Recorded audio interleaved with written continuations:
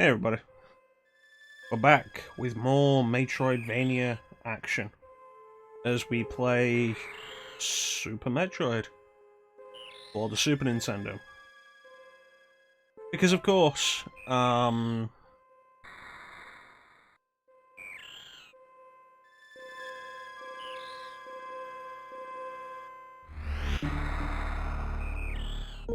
like you talk about Metroidvania games, and the two that are really important are Super Metroid and Castlevania Symphony of the Night. That really began this whole thing. Let me move this down. It feels like this is too high. Okay, now it's just slowly going back up.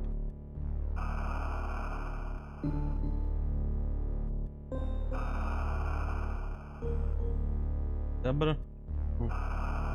Yeah, it feels like the two that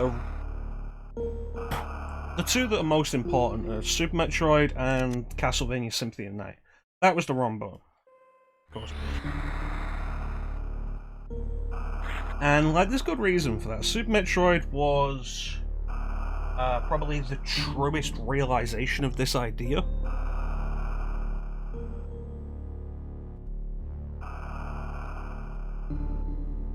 You had Metroid before this, and Metroid was interesting, especially for what it was doing on the NES. However, Metroid incredibly fun. And the same is true of like everything that did that idea, that did new ideas like that.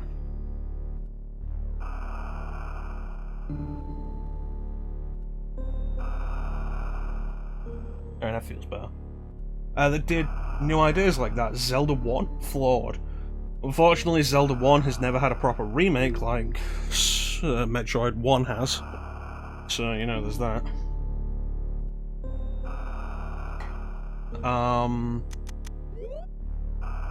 Change this.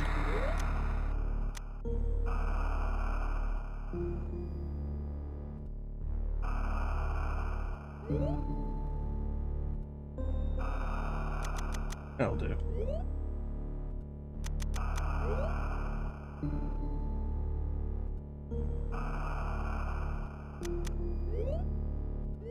Alright, let's do this. The last Metroid is in captivity. The galaxy is at peace.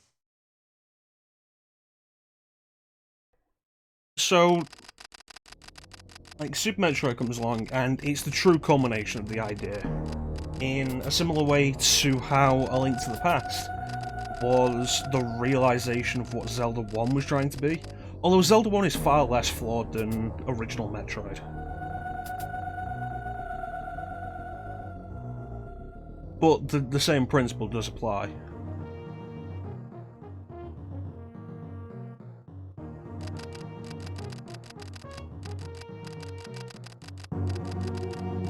So like Super Metroid happened, and then Castlevania Symphony of the Night happened in '97, 3 years after this, which had a similar idea in its gameplay design. Whether it was intentional or not doesn't really matter, but in a very different way. And so these two combined basically created the Metroidvania genre as it is really known. And so I feel like with Metroidvania, it's important to represent both series. We already did Castlevania with Portrait of Ruin, and we're going to do Super Metroid now, because I've never streamed Super Metroid. I've done Fusion, I've done Zero Mission, I've done Prime. But I've never streamed Super. I could do Prime 2, but honestly, I don't want to go in for the long haul with that. Prime 2 is considerably longer than Prime 1.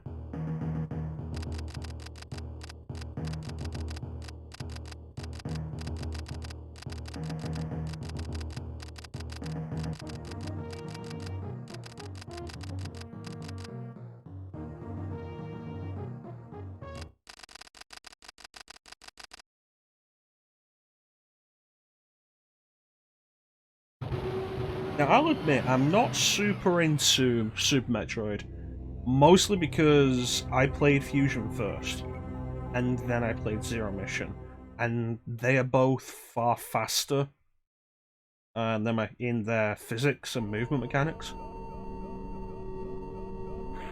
And it's mostly just a matter of preference with that.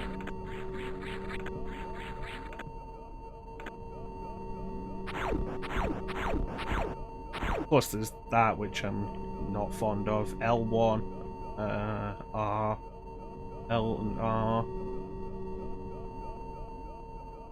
Whereas in Fusion and Zero Mission, it's L. And then, like, down or up, either one. And R is your missiles.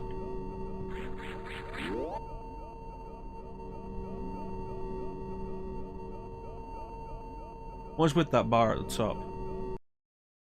Am I gonna have to change this?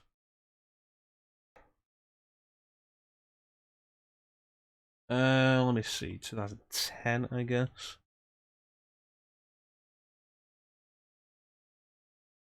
So we're playing this on RetroArch. I could have gone with the Switch version, didn't really want to. I could have done it on the Wii U. Didn't really want to. The Wii U would have probably been the closest to genuine idea with the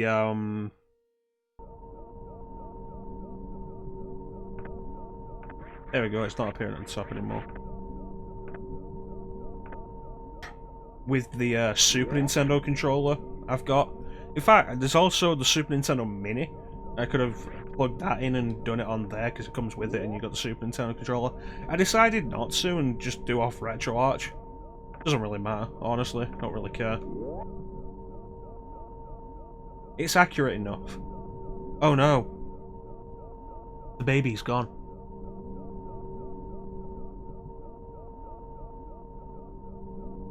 Baby. Anyway. Yeah, I'm not as into Super Metroid, probably because, like I say, I played Fusion and Zero Mission first. What are you doing, baby? What are you doing? That's a bad baby. Bad baby. What are you doing, Ridley? That's a bad Ridley. Bad Ridley.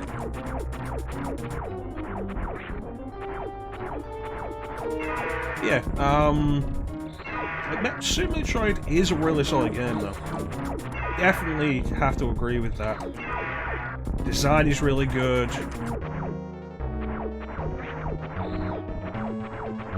Mechanics are great. And even though it seems like it was accidental when it came about, the mechanics allowing for like such an unbelievable amount of freedom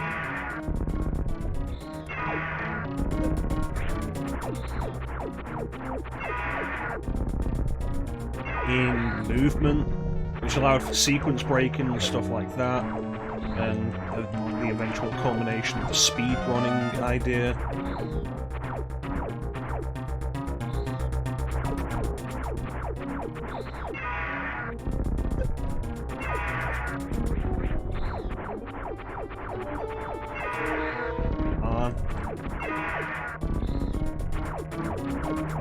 Yes! I did it! I'm happy with that, actually. So what that is if you lose too much health here, Ridley just flies off. If you deal enough damage before you lose that health, Ridley drops the baby Metroid, catches it again, and then flies off. And so I'm really happy that I managed to do enough damage.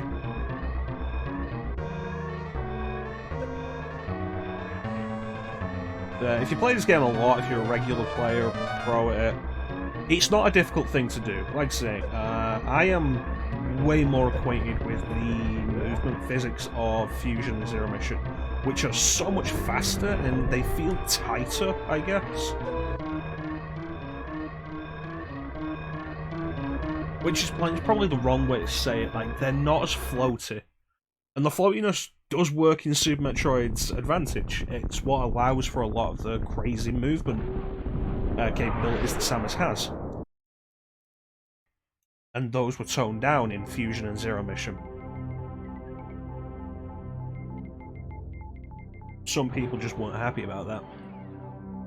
But having gotten used to that, I'm used to the faster mechanics. But we'll play this and hopefully I'll get used to it. Super Metroid has some troubling bosses if you don't play it a lot. If you don't play it regularly, which I don't. I'm hoping I'm not going to have a huge amount of trouble with Fantoon. But anyway, welcome to Zeebs. And if there's one thing Super Metroid does really well that Fusion also does really well, but Zero Mission I think doesn't, it's atmosphere.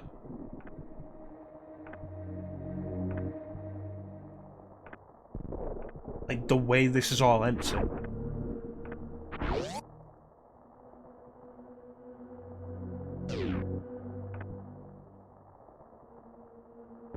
And, like, it seems abandoned, and there's plenty going on with it. Like, the insects that have taken over, the mists, the music, like, it all just brings a feeling of this has been abandoned since Samus defeated Mother Brain.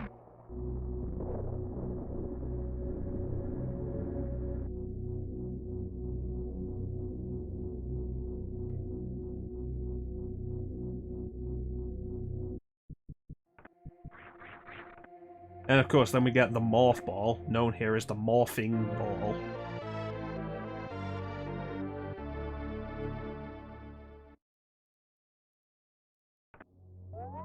And that happens, and these wake up.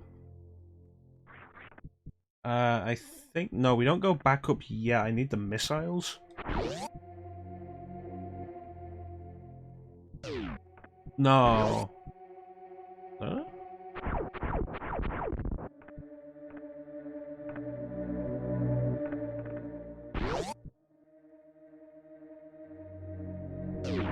There we go.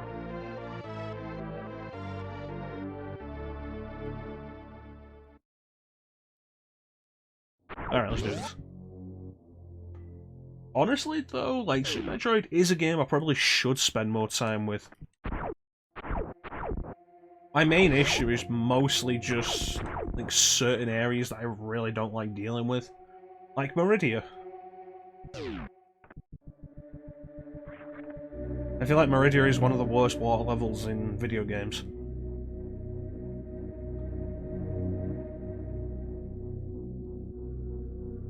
Absolutely hate it. Like, you can see the lights are on now. And the fog's gone, and now there are enemies. I've heard other people refer to these as Zebezians? I always called them space pirates. I always assumed they were just space pirates.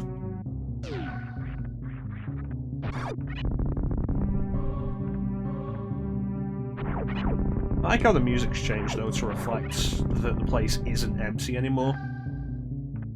Like, the soundtrack for this game is really good. And Kenji Yamamoto did some really good work with it. You're probably not going to hear much of it, because I'm going to talk over it.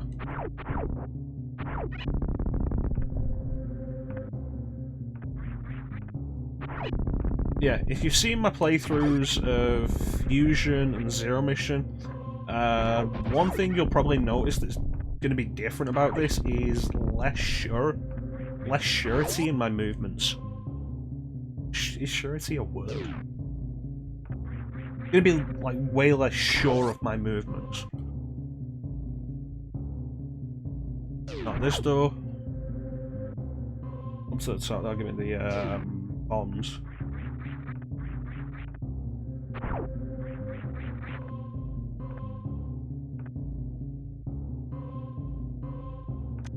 Like, a lot of it is down to how I am less confident in my movement capabilities in this than I am in Fusion or Zero Mission, because I know how Samus reacts in those.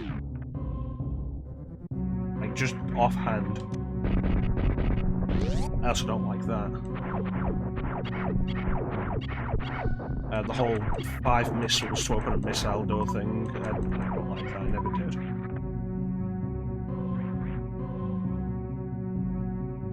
Alright, and here we go.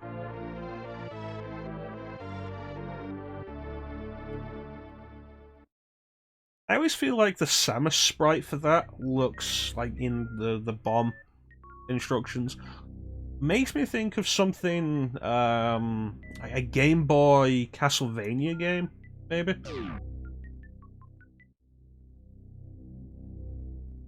Alright, here we go.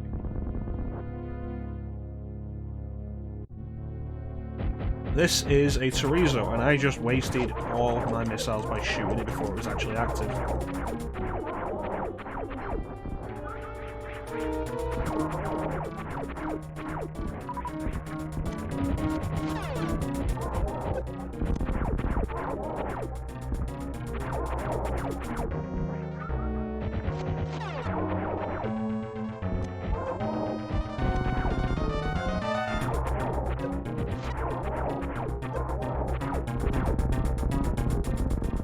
Alright.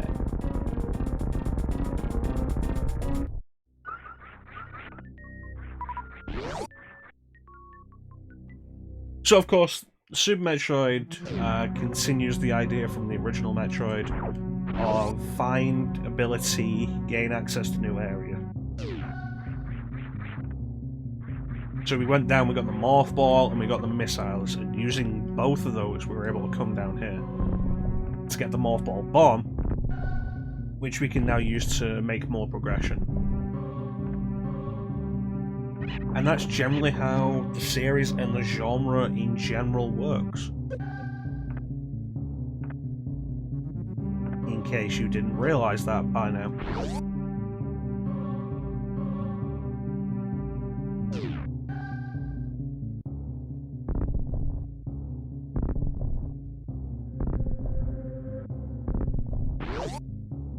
And this should be more missiles? Yes. Awesome. Missiles.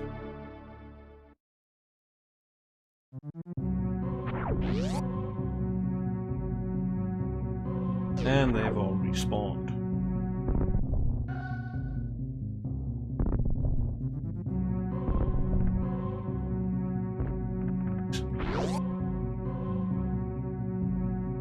The timing on the bombs feels different to Fusion. One thing that's also different from Fusion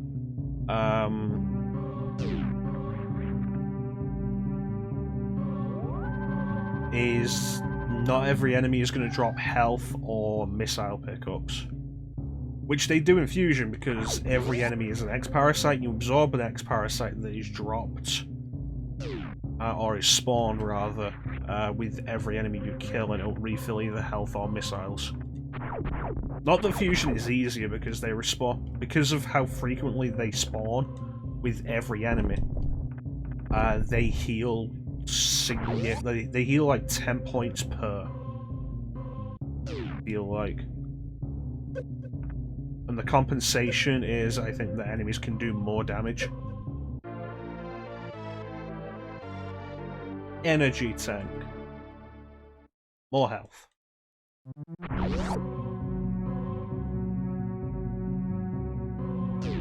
So we've got these green pirates now. These ones are actually immune to the power beam. And this is going to be a recurring thing through the game, which the other Metroid games don't really do. Although I guess Prime kind of does. Pirates that require very specific weapons to deal with. Prime has the beam troopers. Right, so this is our long-term goal.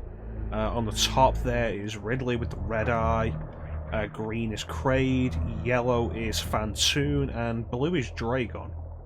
We have to kill all 4 of them to open this.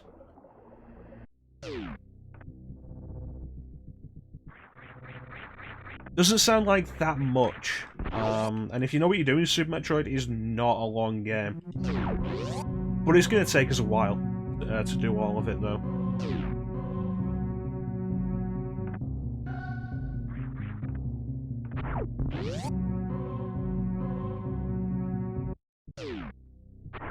And into Brinstar.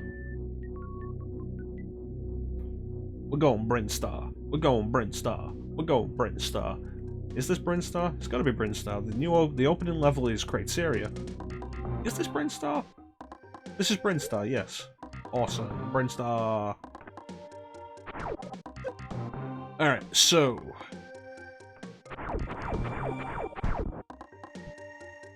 I think there's a ROM hack you can get for Super Metroid that reduces the missile doors from 5 missiles to open them to 1, like the later games. Which some people could argue changes the way the game works.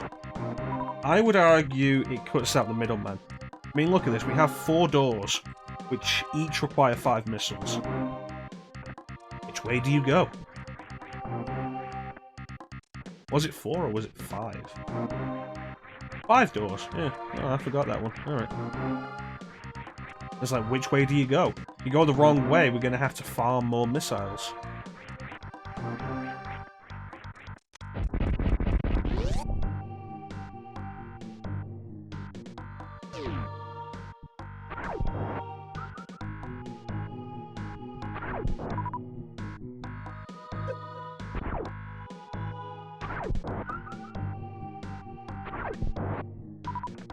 So this room is the bane of any Metroid player who came from Fusion or Zero Mission.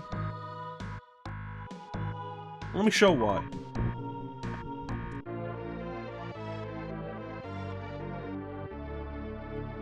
So you got that as a concern.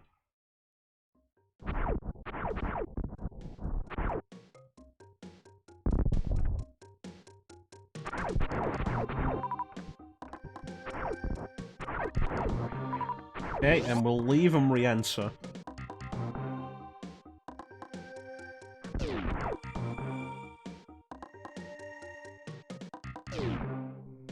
And you're supposed to hold the run button.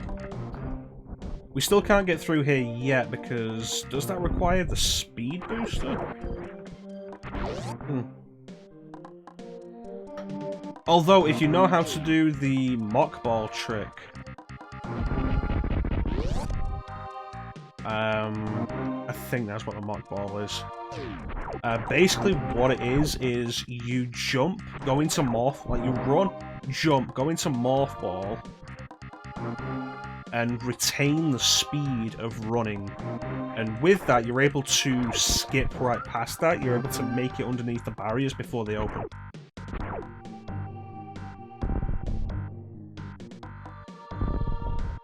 Which allows you to get the super missiles not incredibly early, because you don't wait too long to get the super missiles in this anyway.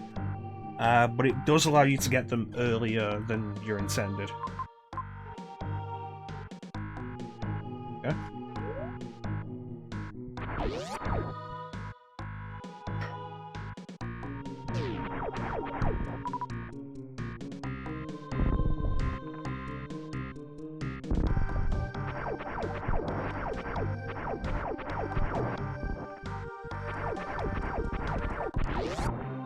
Locked doors are much more common in Super Metroid than they were in Zero Mission or Fusion. A save point, not a bad idea, but I don't need it yet. This was a dead end. So what is down here? Oh, it's this room. Don't kill those. They make the light.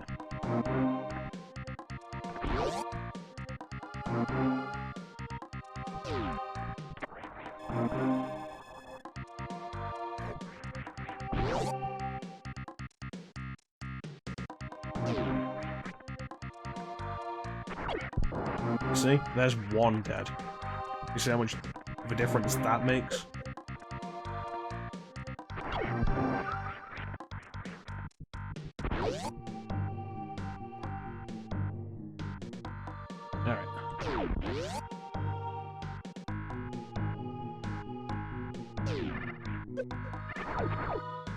So, Zebes or Zebes, whatever you want to call it, not a friendly place.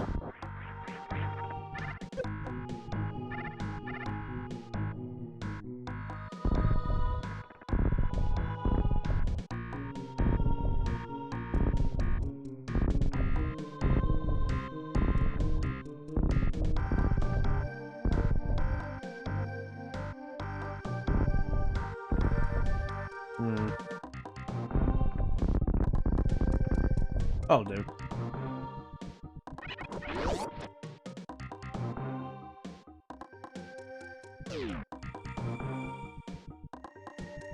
Is this where I could show off that I actually can do the single wall jump? One of the simplest and most effective speed sequence breaking tools for any Super Metroid player. The single wall jump.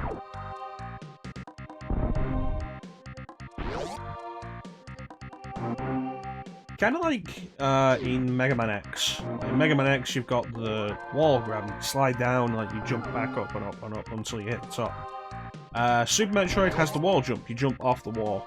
However, because of the very floaty physics, you're able to make it back to the wall before you start dropping down. And then you can jump off that wall again. And you can just keep doing it, going up and up and up. And it's really not difficult to do.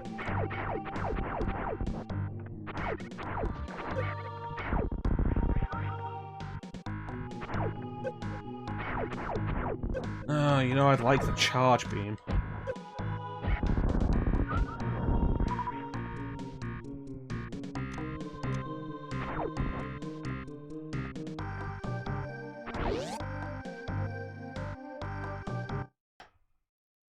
Alright, and here's our first boss.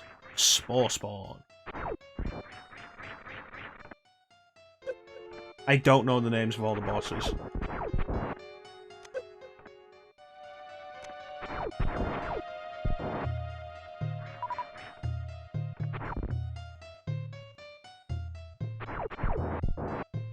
I do like the boss theme. Very creepy, very understated. I like it. If I die at Spore Spawn, I'm not going to be happy.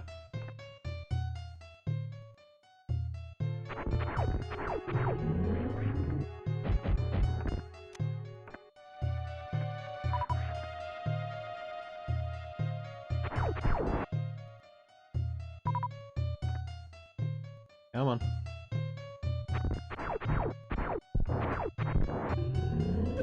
Really, again?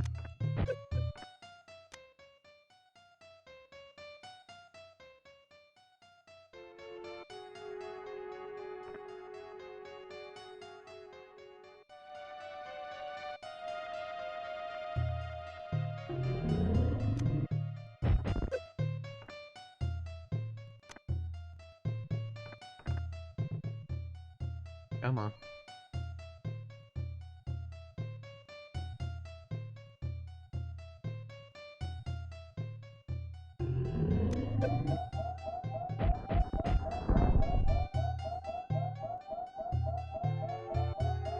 Dying to Spore Spawn does not bode well for the rest of this playthrough.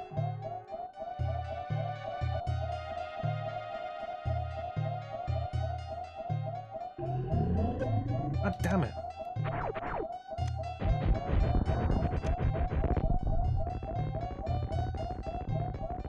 It just kept landing on top of me. God damn. The good news is we didn't die to Spore Spawn.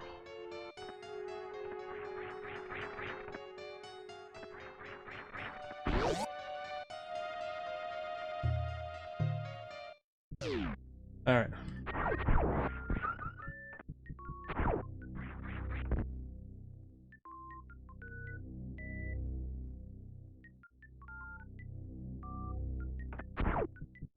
And the super missiles. Like I say, if we'd done the mock ball trick, if I was able to do it, we would have gotten super missiles earlier, but not like hugely earlier.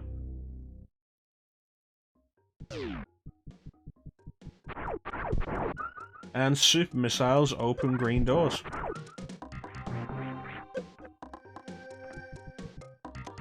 Like this.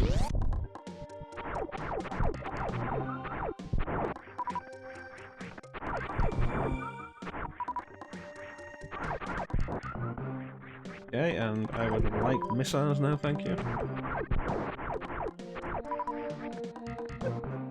Yeah, that's a very fair point. Welcome to the stream, Mekiri. Mekiri?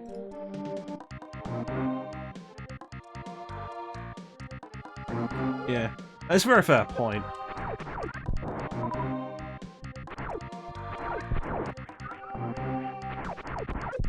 Although if I was capable of doing the mock ball trick, I'd still fight Spore Spawn, the super missile. No, you wouldn't have. No, you wouldn't have to at all, because you could get the super missiles without even fighting. No, you're right. It's totally right. Yeah. Absolutely wouldn't have to fight you. That's a very good point. Yeah. Alright. Let's go find us. Okay. Let's go find ourselves a green door.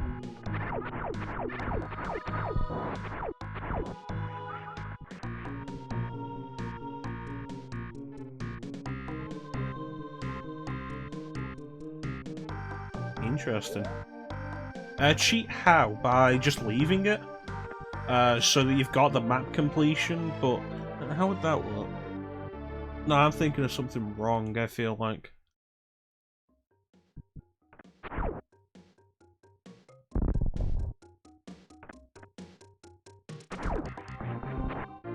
Charge beam.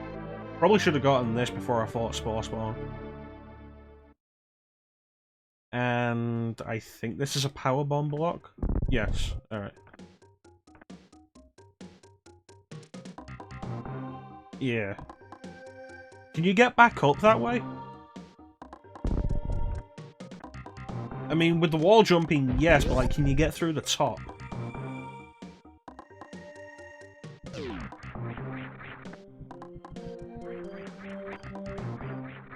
That was a yellow door, wasn't it? Yeah, power bombs, alright.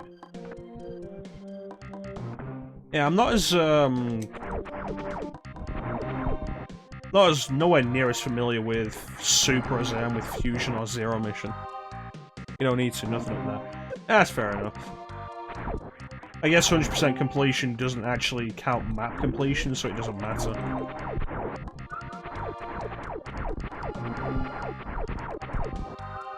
Just grab what you need to.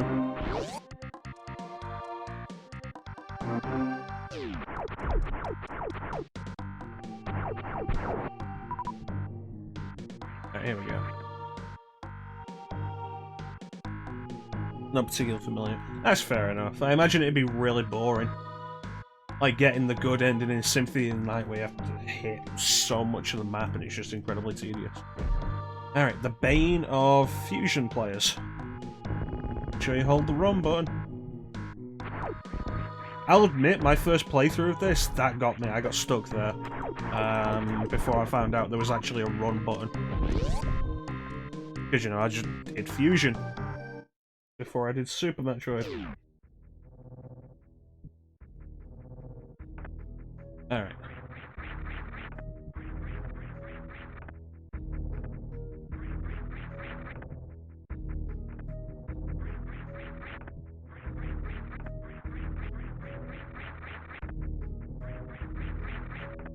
This is going to be painful to watch. The new bridge, yeah. It got me, like I say. Fusion didn't have a run button, and I was caught off guard by Super having a run button. God damn it.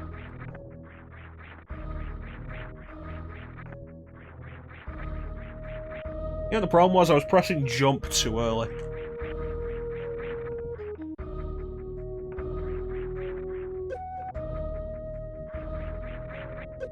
I'm not gonna get up there anyway. I just wanted to prove that I could do it.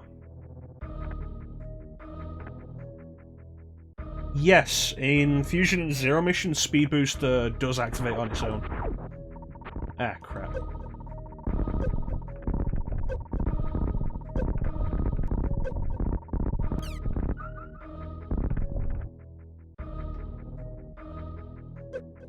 I kind of prefer it that way, honestly, but I can definitely understand the argument for more control.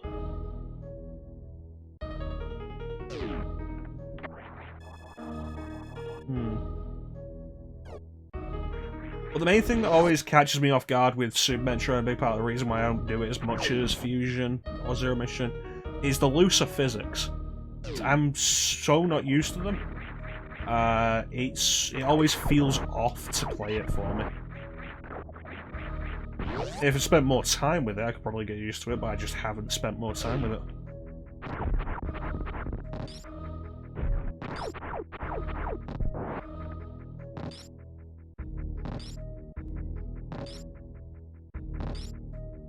That makes sense with the more manual control. Yeah, because you cannot do the single wall jump, can you? Like, the game is specifically set up to prevent you from doing that. They did bring it back in Zero Mission, though. I know you can do it again in Zero Mission.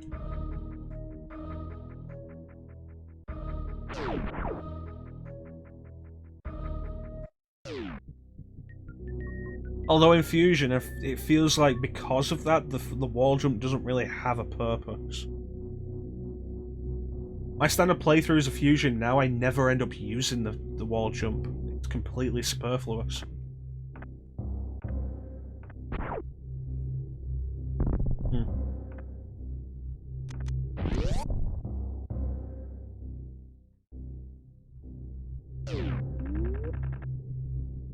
Yep, wasn't gonna get through there.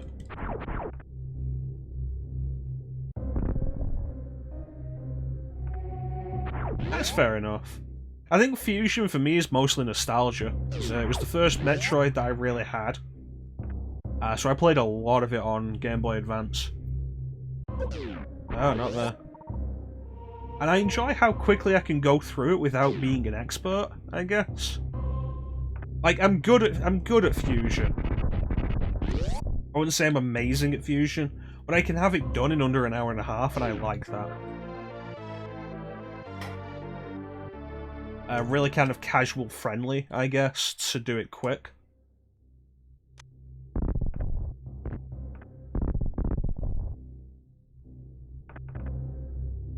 Is this a mistake?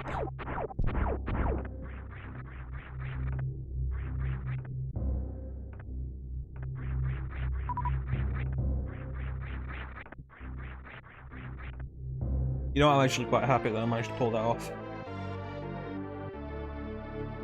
How long have we been going? 43 minutes.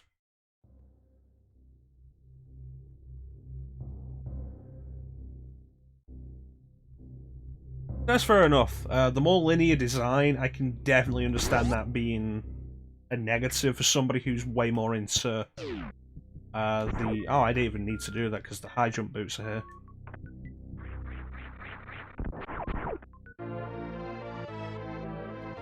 More linear design, I can definitely understand that not really meshing well with somebody who's super into the open design of Fusion, of Super in Fusion. Yeah, Zero Mission, if I recall, Zero Mission was deliberately designed to respond to the complaints of Fusion being too linear. Huh. Oh.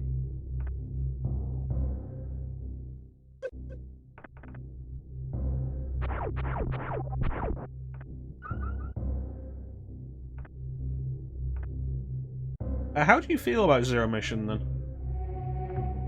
Like, you're not into Fusion because of the linearity, and that's understandable. How do you feel about Zero Mission with its deliberately open design? Because, like, as far as I'm aware, like, Super's... The extent to which Super is so open was accidental. You only played it through once, that's fair enough. I like Zero Mission, but I don't do it as much as Fusion. Fusion's kind of a comfort game for me.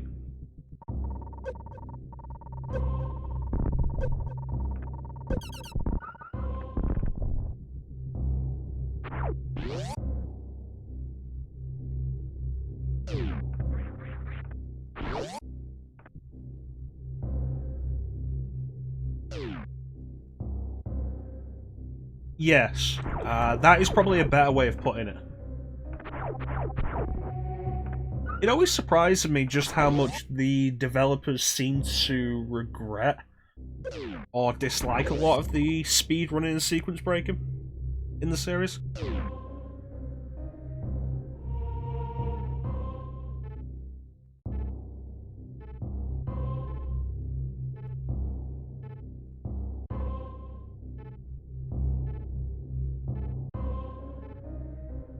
Smart use of the wall jump, yes. I imagine they didn't intend for the single wall jump.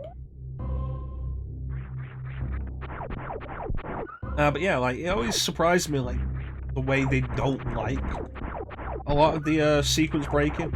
Like with Metroid Prime.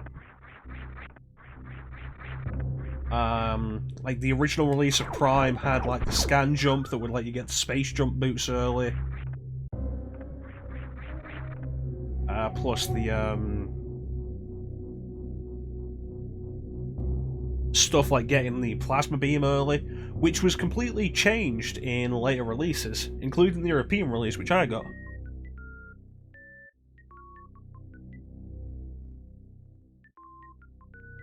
That's an interesting consideration.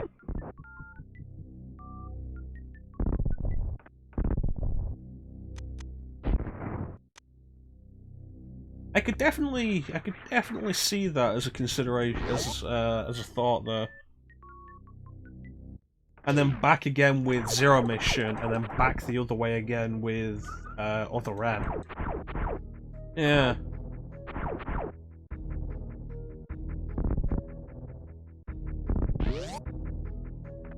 I could believe that as a thought. I wonder how Prime 4 is going to be.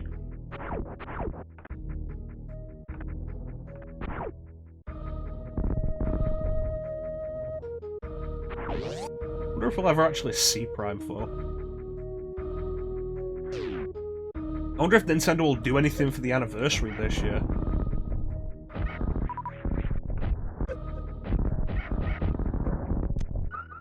Like, it feels like they went kind of, but not really, out there with Mario's anniversary doing stuff, and then it feels like they've almost completely ignored Zelda's. And that, I feel like that doesn't bode well for Metroid's anniversary.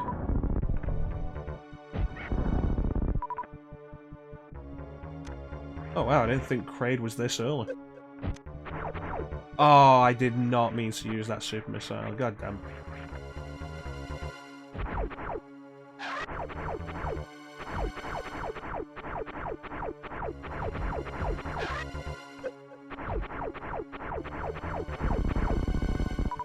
Oh, thanks for giving me those.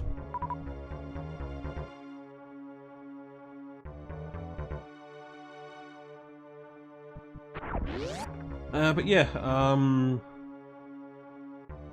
really hope they do something for Metroid's 30th anniversary. It's so disappointing otherwise.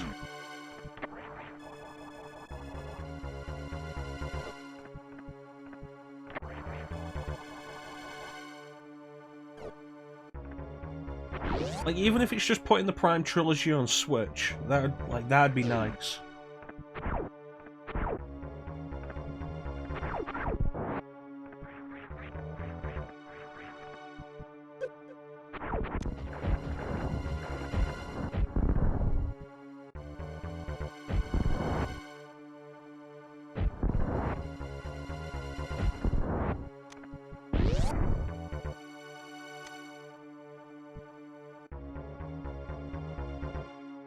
Absolutely wasted that.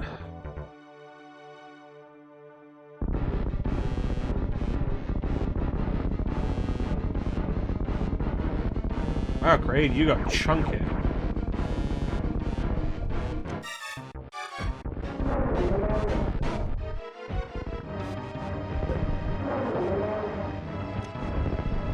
I did that completely wrong, didn't I? Yep.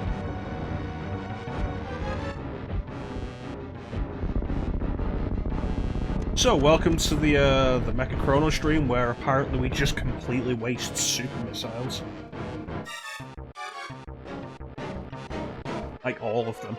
Every time.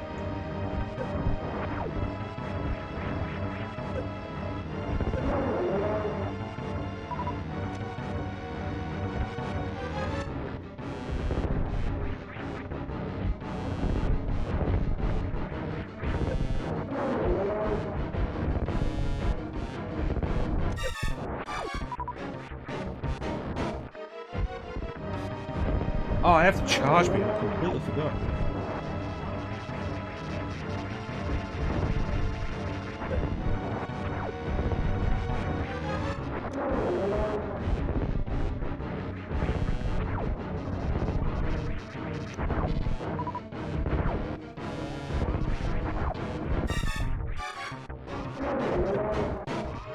God damn it.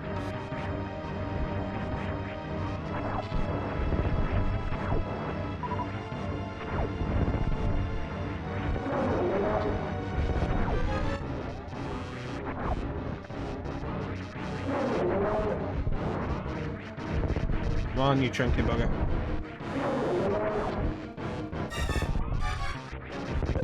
You know, kinda missed the power grab. Power grip. Power grip.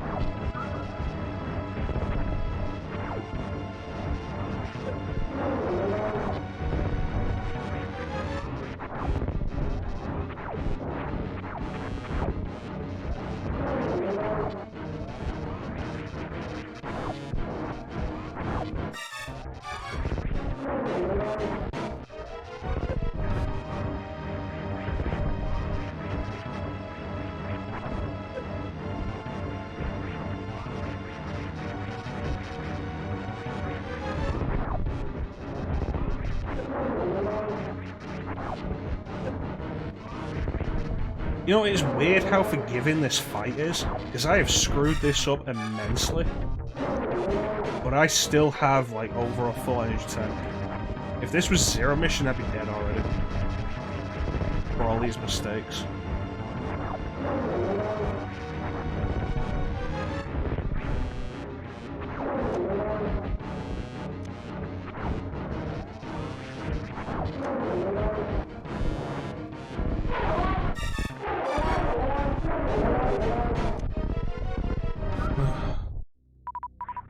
Could have done that so much better. But that's one of the 4 bosses done. And... various suits. In under an hour, nice. I'm surprised it comes that early. I always completely forget how Super Metroid goes. Love those shoulder pads, though.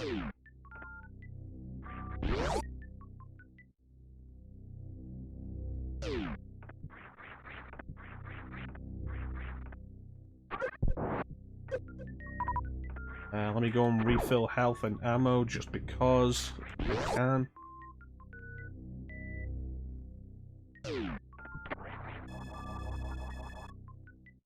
Yo.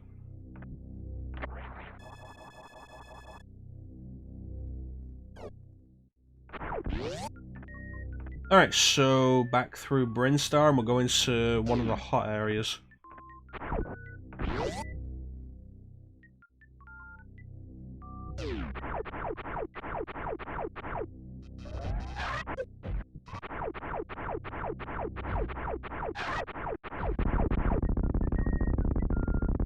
Thank you. I'm sorry, I almost ran into you there.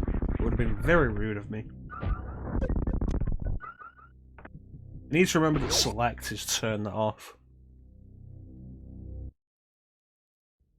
Where was I?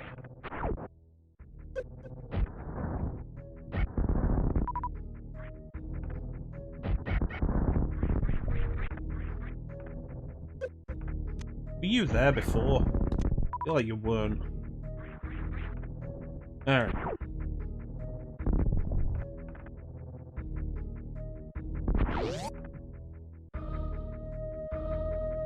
Save point.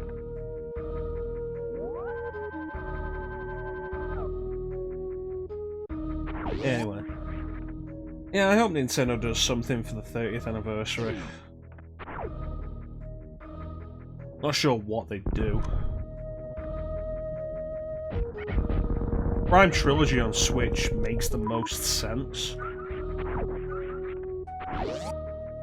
Otherwise, what would it be like? Bundled together Fusion and Zero Mission on Switch? Like, even by Nintendo standards, that feels kind of lazy. Ah, crap. Come on.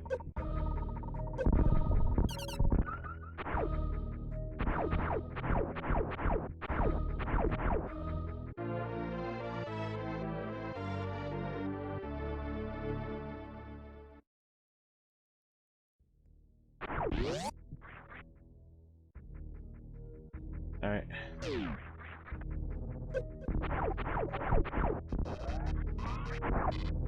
And back to Brinstar. We're going Brinstar. We're going Brinstar. Wish those would stay destroyed.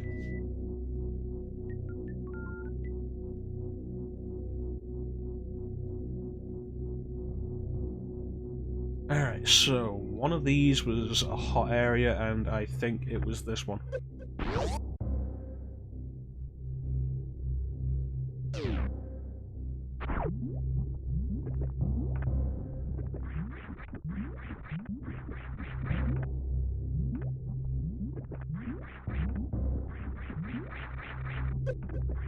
Okay. Oh.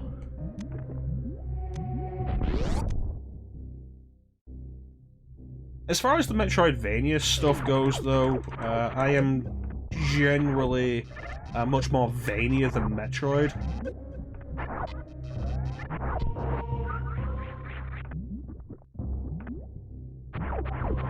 I do like my Castlevanias.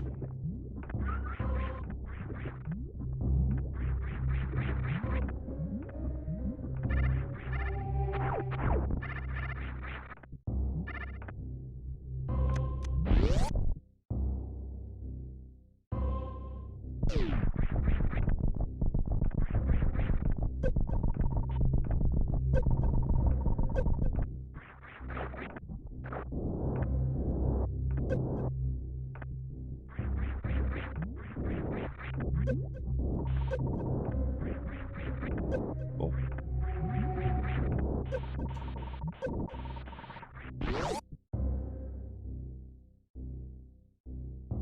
Screwed that up immensely.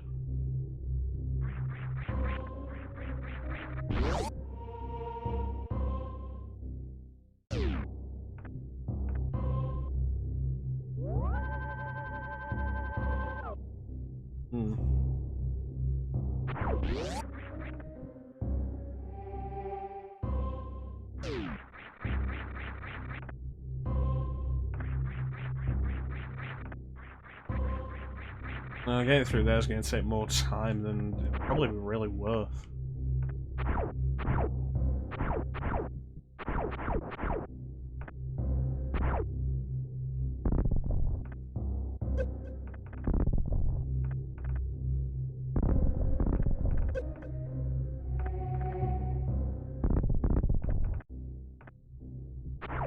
Wonder where this goes.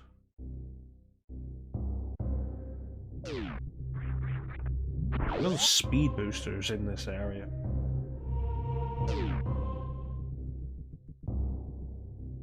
Oh, that's the other side of that. Cool.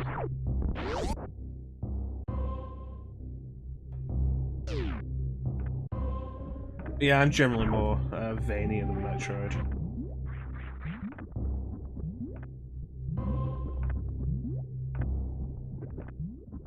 Is there a reason why?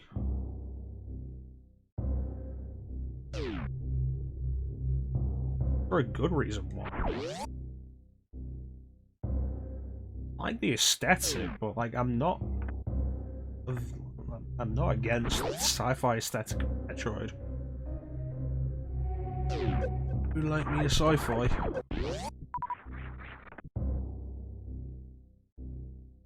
I don't know.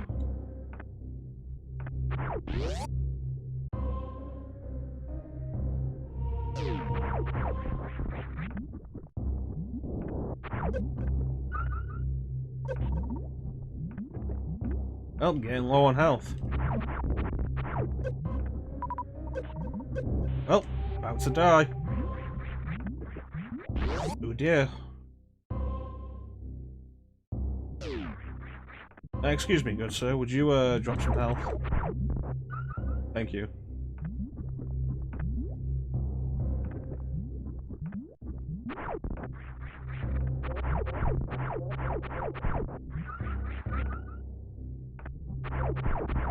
Oh, I hate these units of 5.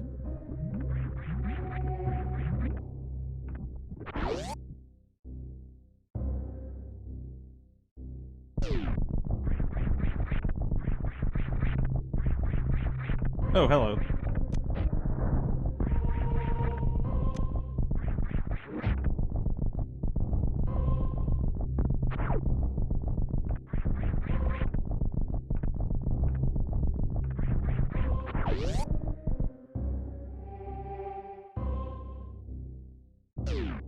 Oh, that's...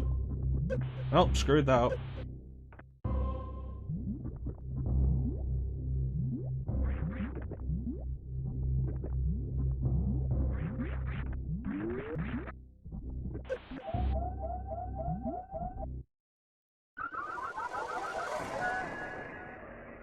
Damn it.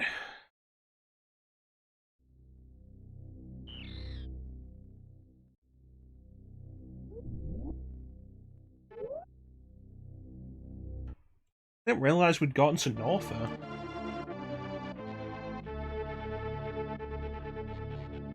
Alright, let's try not to make such embarrassing mistakes again. Well, yep, too late. We just did it.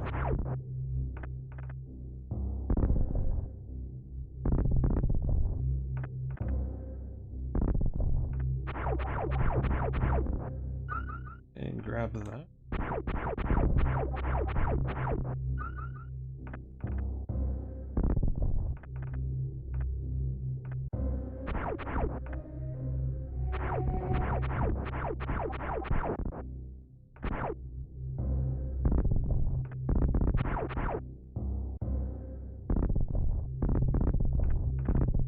Okay, power bomb.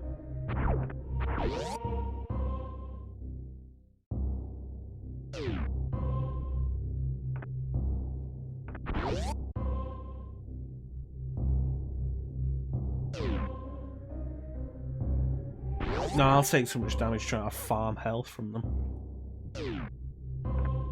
I am an idiot. Idiota.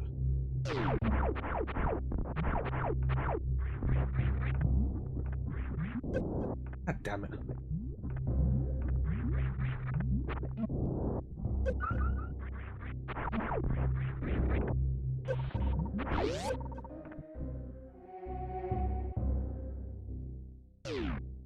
Yeah, a little bit of health, please. Or a lot of health would be nice, be fantastic. Would be a 10 out of 10 recommendation. Don't hurt me.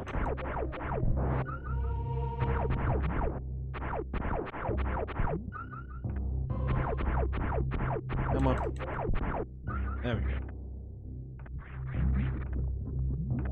Up, up, up. There we go. Okay. Try and do this without embarrassing myself.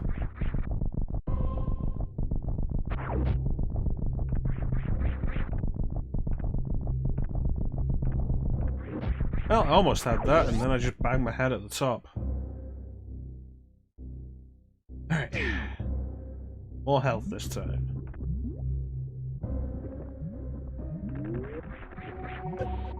I forgot how much damage spikes do to you in this game. God damn it. Fusion doesn't really have them.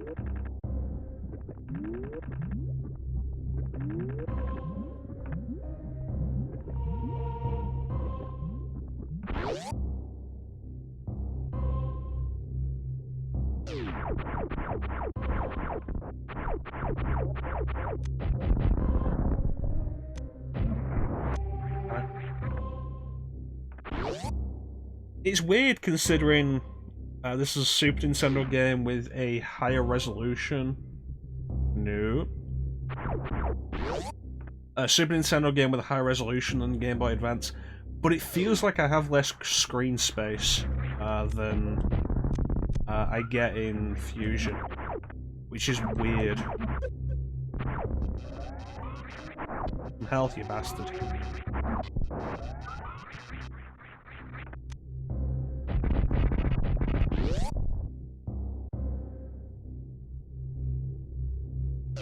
Yeah, no, I'm not doing that.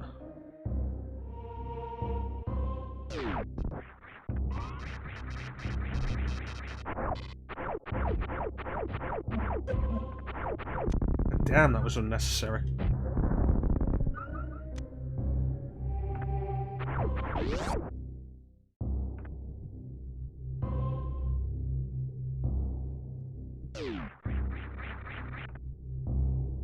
Well, it's a good thing I saved that one super missile.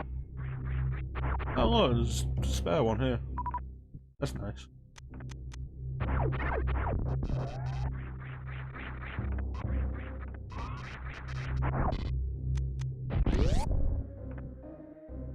Come on, give me the goodies.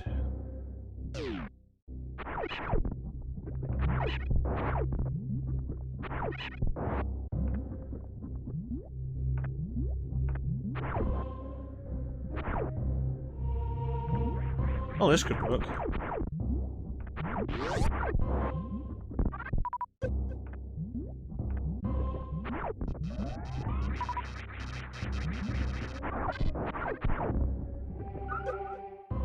Yeah, I don't know why I took damage there.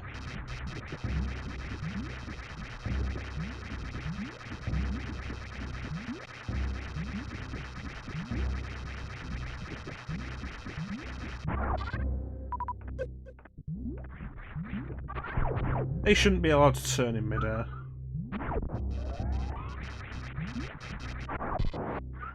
Yep.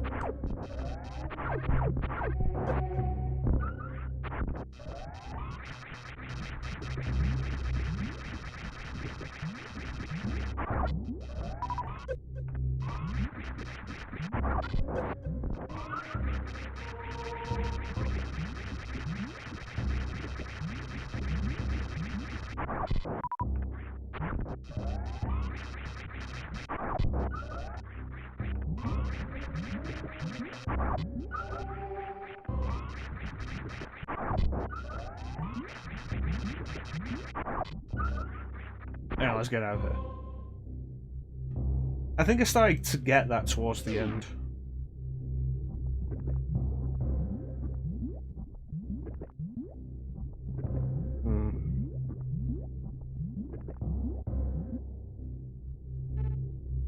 Okay, so we have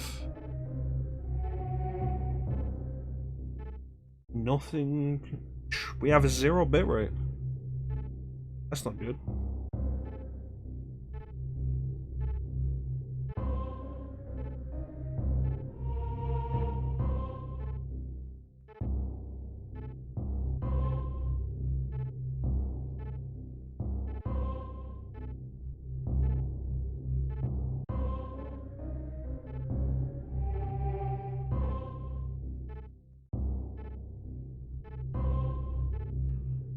Alright, we seem to be back. The bitrate just all of a sudden dropped to 0. That was really weird.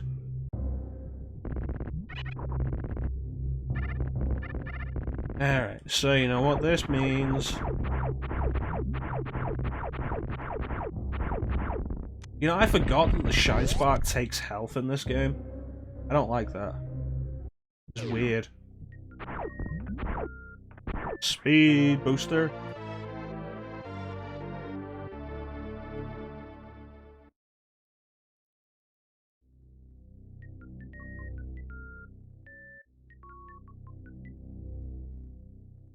Alright.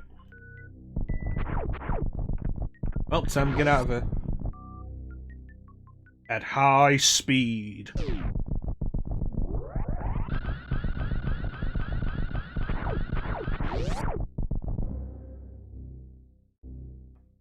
It is cool to run that fast.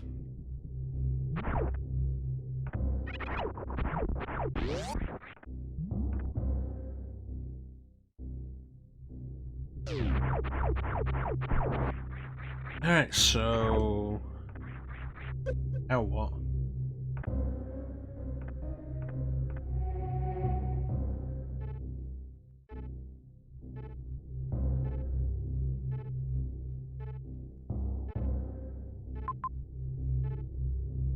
Hmm.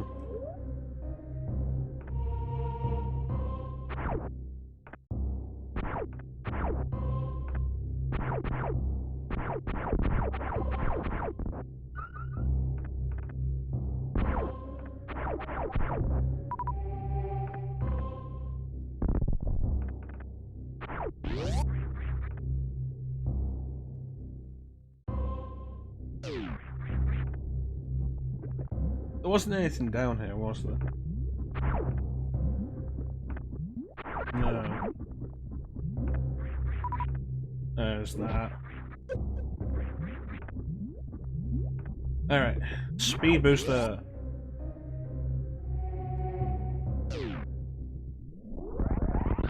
Yeah. Definitely save.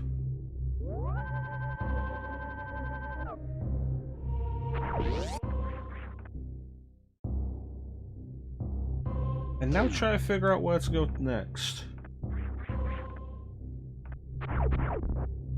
We can go back up to to Criteria. There is that one area. What is this?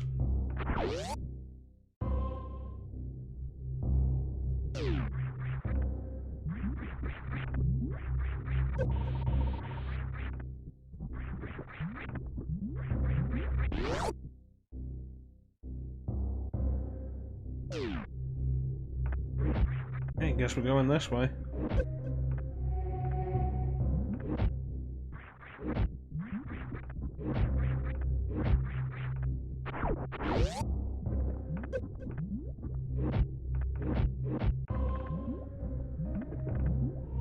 Tell me there's goodies.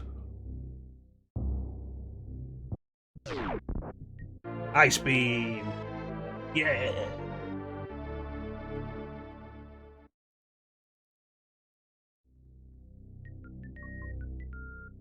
Of course, one thing that Super Metroid has that is unique to Super Metroid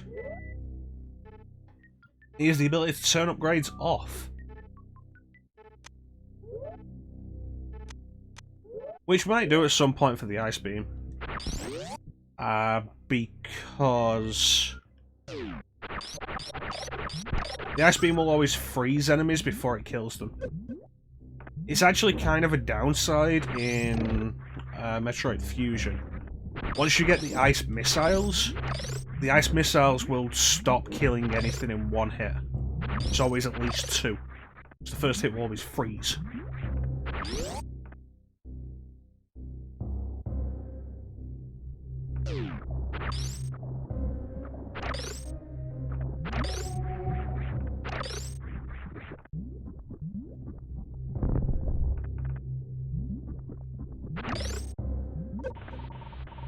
Well, did that perfectly.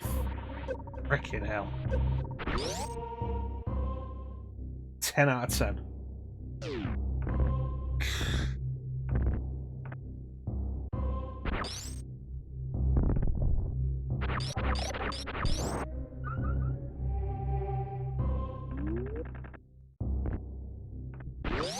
Alright, Ice Beam, Ice Beam, Ice Beam, Ice Beam, Ice Beam, Ice Beam.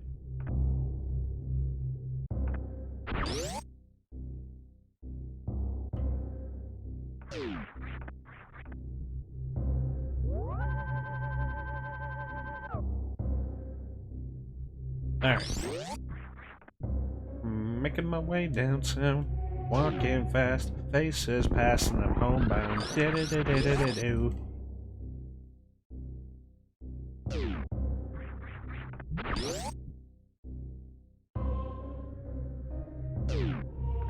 Alright, let's go.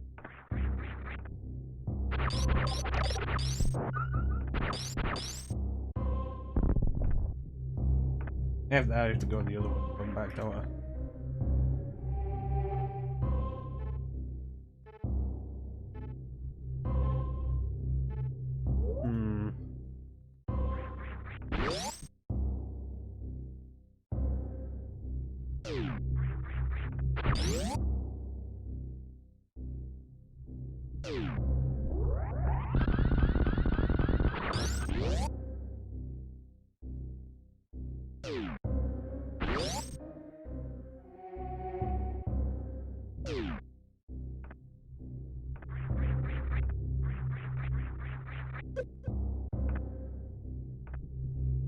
Alright.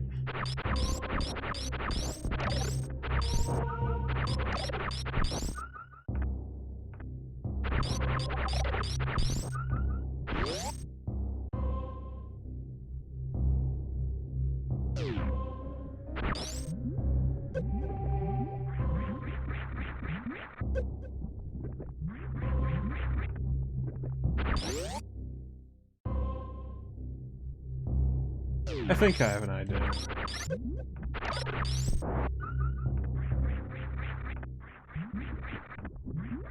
It's not the wave beam in this game, it's the space. No, it's not the wide beam in this game, it's the space.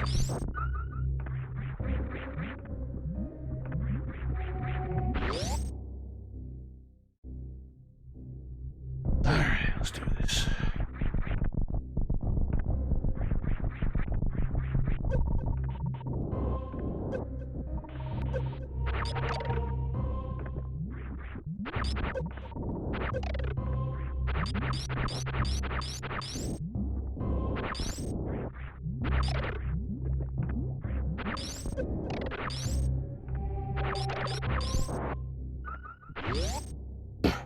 Alright. So, if I can get up there now... Haha! That gets me a missile expansion. I mean, it's not unwelcome.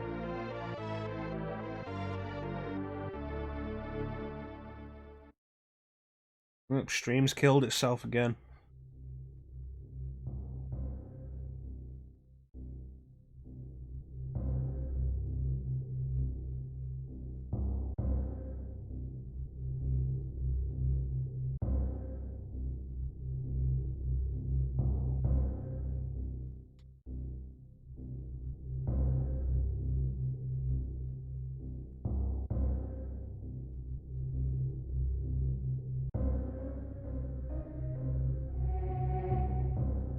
Alright, we're back.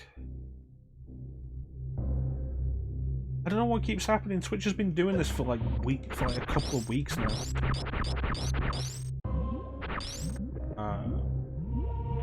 Getting in there is going to be fun. Damn it.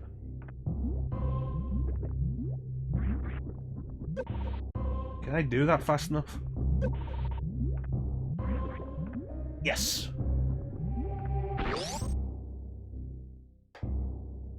It wasn't a case of if it can be done fast enough, it was a case of can I do it fast enough.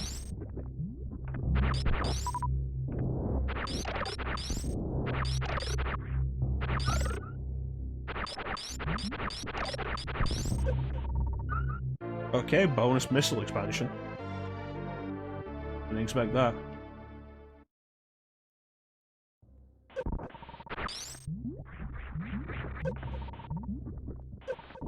On. Ah!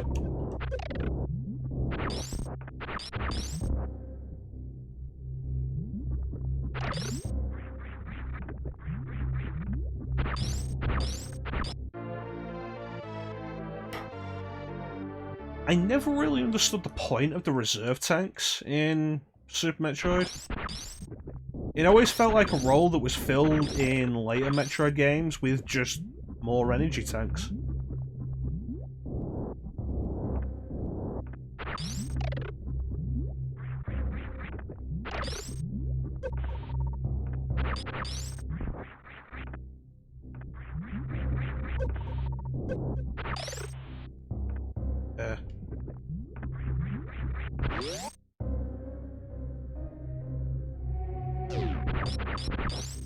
Like all reserve tanks have ever really felt like to me was a case of you've got more health than it seems, but you don't know how much. Unless you're really keeping track of... God damn it. Unless you're really keeping track of how much you've been picking up.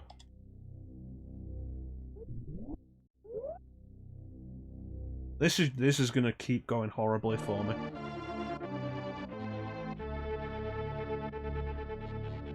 And the stream is disconnected again, what the fuck?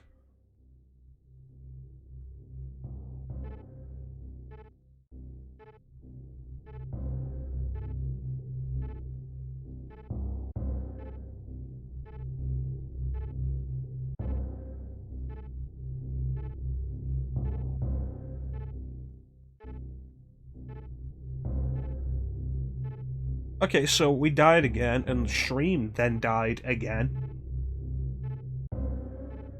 That's what, 4 times in under an hour and a half? Getting really tired of that.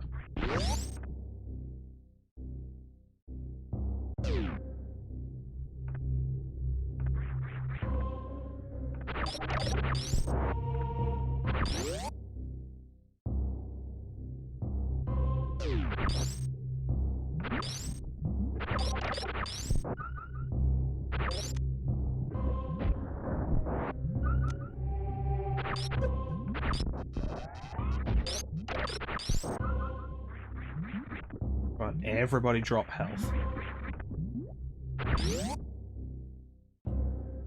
Really appreciate if everybody drops health.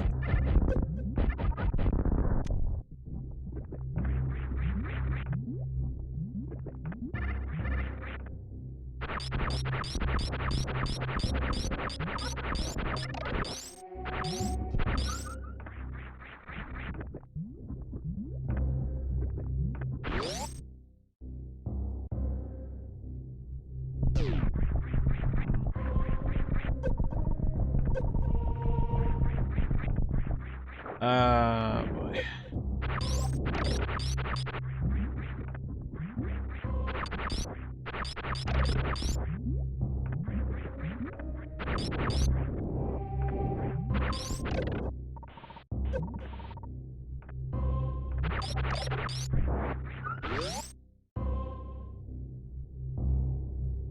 So let's do that again. There's a save point here, let's use this save point. Just in case I die again.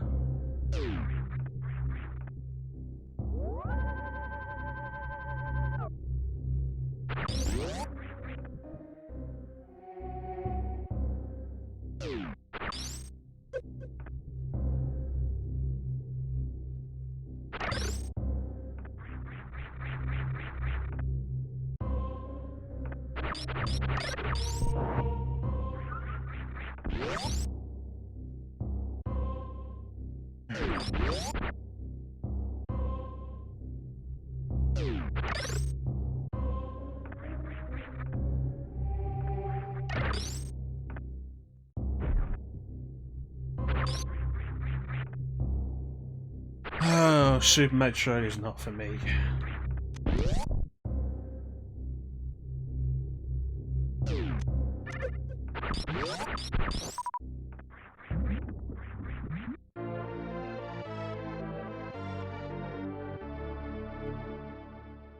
Alright, let's try not to lose too much health.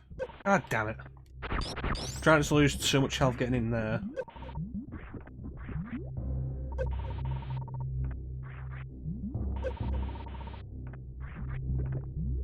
I don't even know how I did it that time.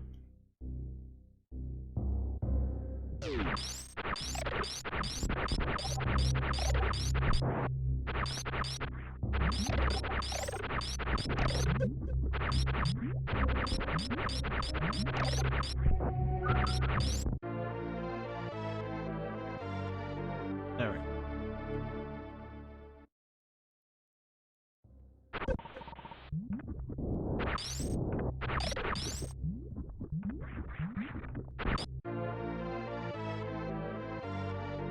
You know, definitely appreciate that Fusion changed it so that it doesn't play the full fanfare with every item you get. It does get to be a bit much.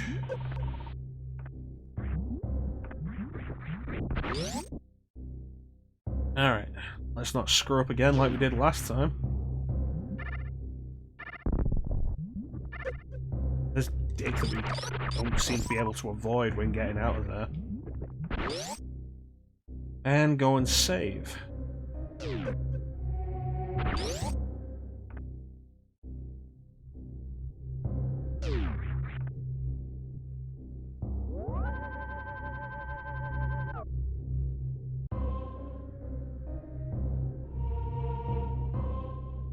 Alright, so we got the ice beam, so the question now is where to?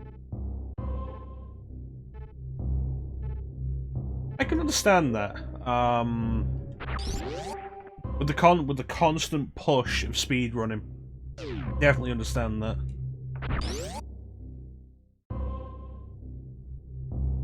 And a similar way to like when playing Resident Evil and trying to get a decent time on that. Like, no speedrun, just like casual, but try to do it in a good time. The door transitions are great to be able to check the chat. I can definitely understand the appreciation speedrunners have for it.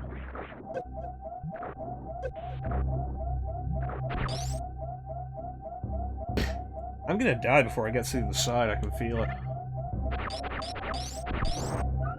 Stop dropping 5s and give me 10s. Come on.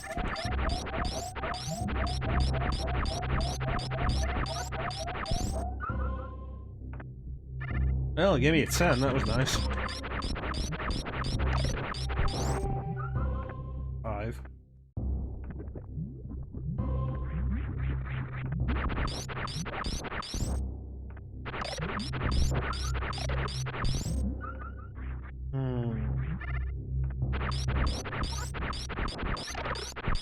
You know what I think the screen issue is that I'm having? Sorry about how it feels like I have less space than I do on the Game Boy Advance. It's because the top of the screen's cut off with the interface. Whereas Fusion and Zero Mission, the interface takes up way less space. So it feels like vertically I have less space despite like it being a higher resolution. That's a weird thing. It's a weird consideration.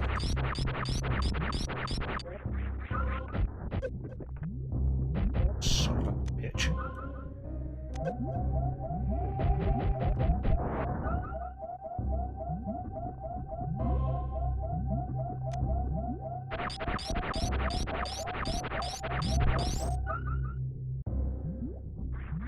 Alright.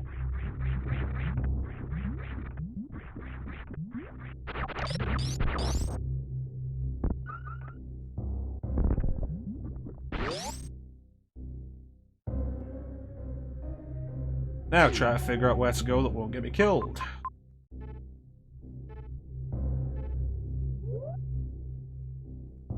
Probably should hit that save point.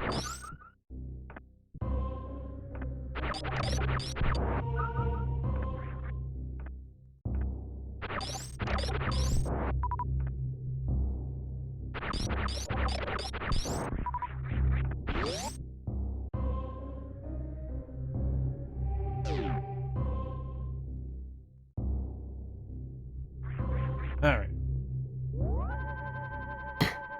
Seriously? Again?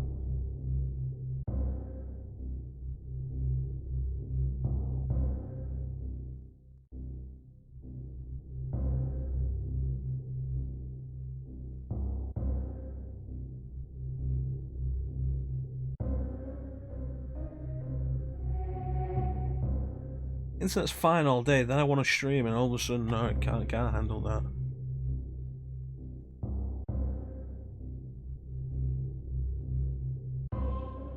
Alright, we're back again.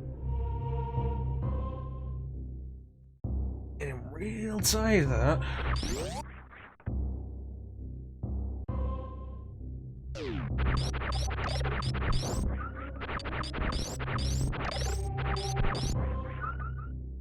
Alright,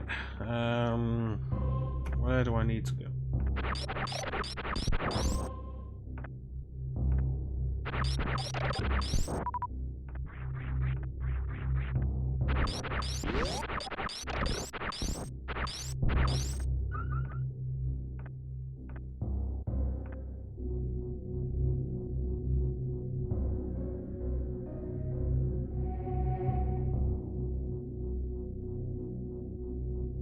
Where do I need to go? I haven't got the power bomb, so I can't go into Meridia yet.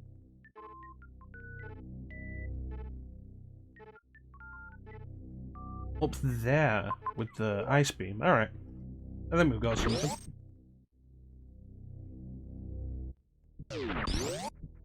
This is one reason why I couldn't do original Metroid. The lack of a map would just be a major issue.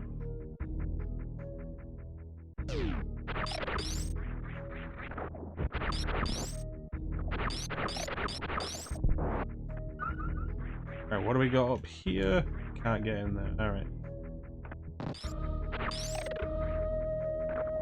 Being able to look at the map and figure out, oh yeah, no, I've been here, this is where a certain thing was, I need to go here next. Based on that. Plus the similarity of all the environment designs in original Metroid. There's a reason I'll stick to Zero Mission. Alright, what was this? Was this health or ammo? Health, awesome. Definitely take that, thank you.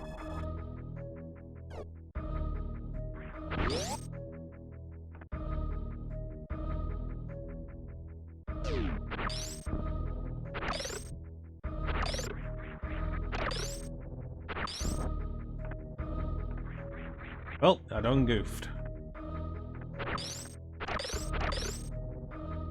That was a quick recovery. Be happy with it. God damn it.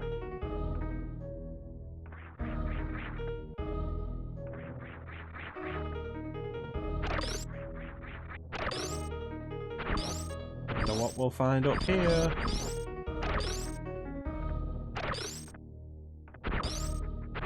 What do we got? What do we got? What do we got?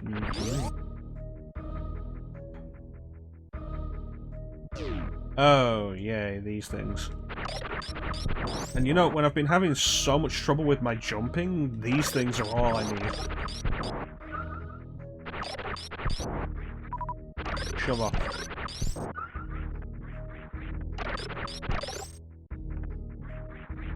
Can't believe I managed to get across that without taking damage.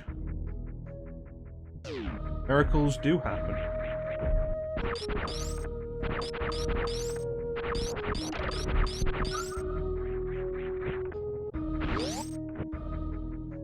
Definitely take that save point.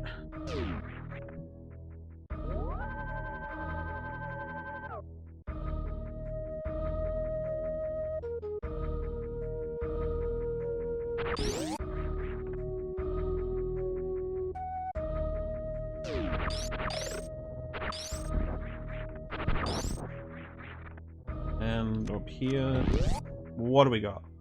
Elevator there presumably takes us back to Criteria.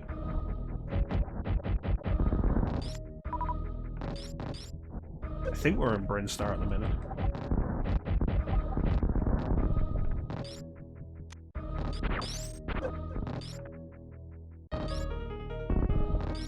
They're useless to me right now.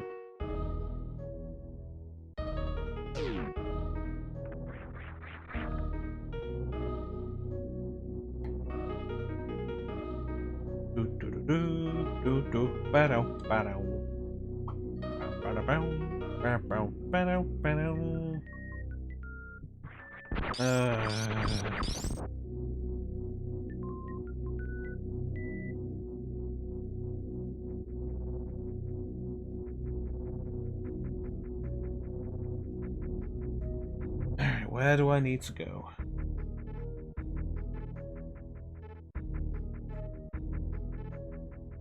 There's an energy tank there that I could get with high jump. Don't know what that is.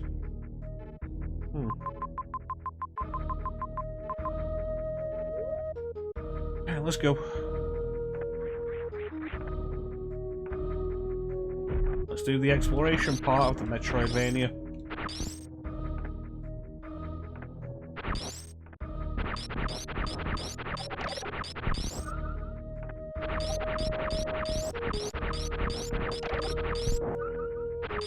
See what we can find.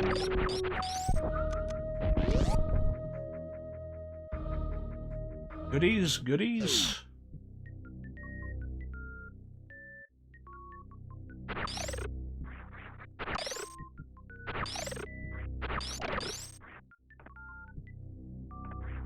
Power bombs?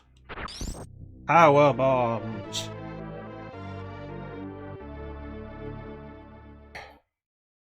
Alright. 5.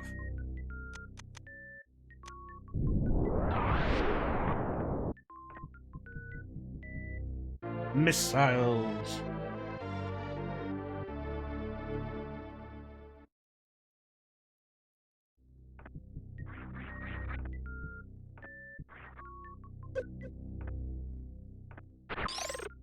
Good shot, good shot. Good shot. Alright. Let's get out of here.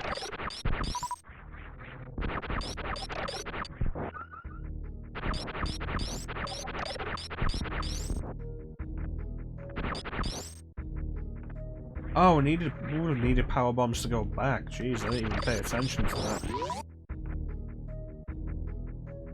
That's some good work, me. It was not actually good. Terrible. The worst work. Absolutely disgraceful. Alright. Up.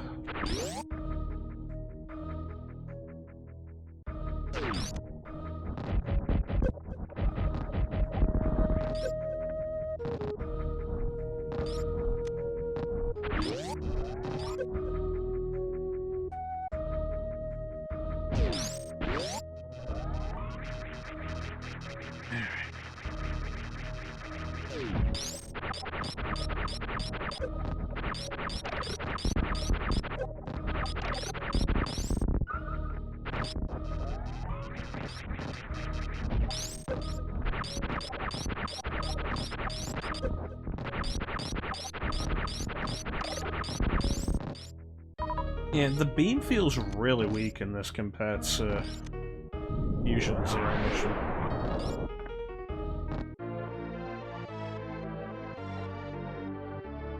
Alright, how many...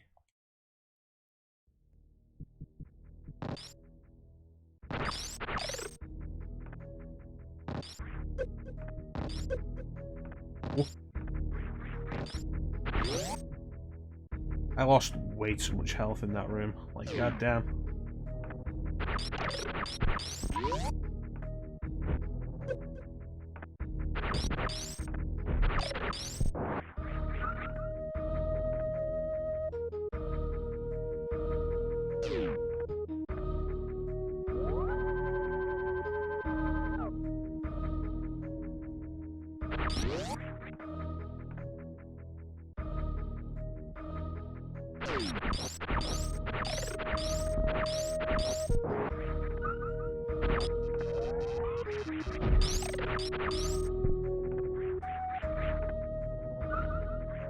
Okay, 20 points of 20 units of health per kill, not too bad.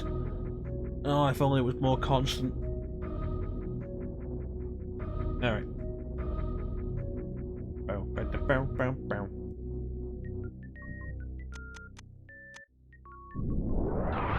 Going up.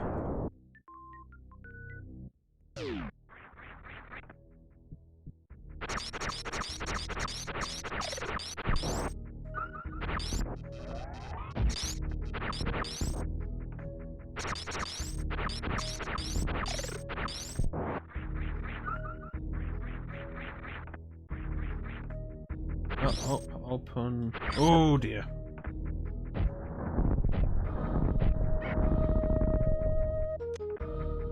Is this where the missile expansion is that really requires the gravity suit? Probably is, isn't it?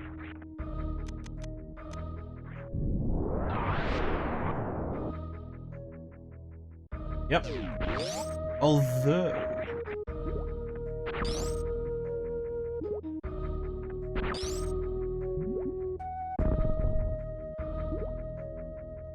gravity suit or grapple beam. Wow, the water physics in this are weird.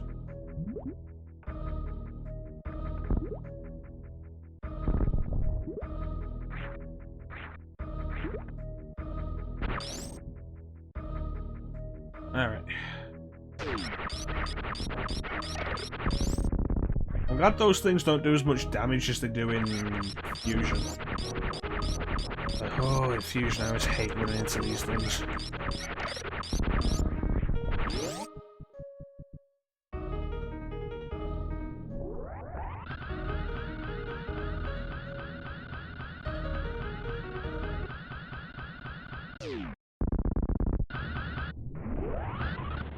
Yep, did that wrong.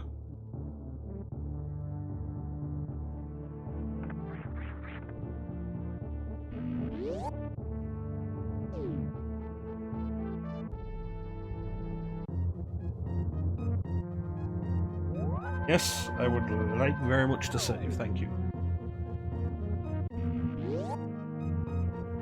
Alright.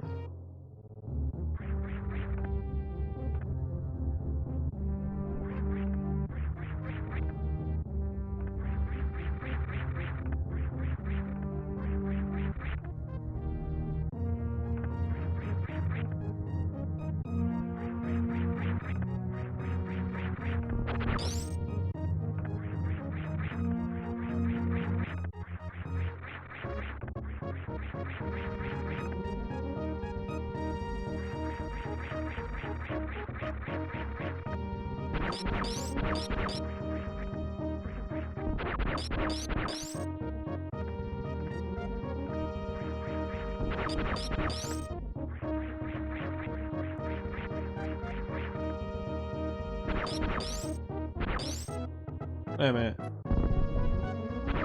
Something here require the shine spark to get through.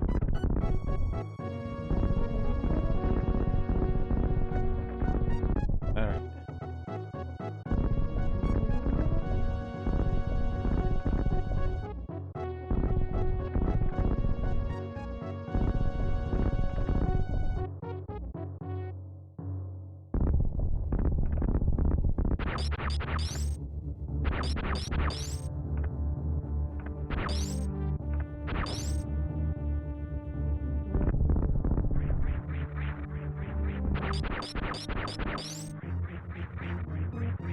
I don't even know what I'm doing here.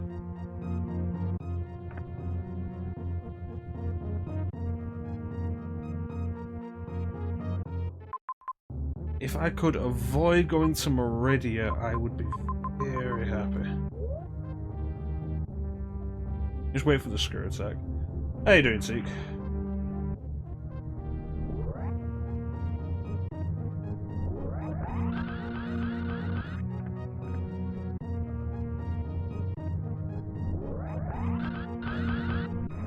God damn it, I can never do the shine spark in this. Well enough, I'm glad you're okay. We're still on for Mario World later.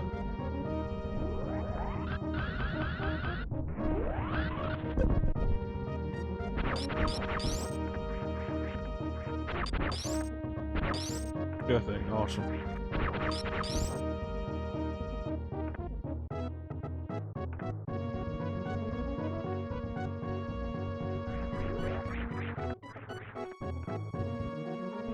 I'm gonna have to go to Meridia, I can feel it. I want to do Meridia, hate it, it's awful.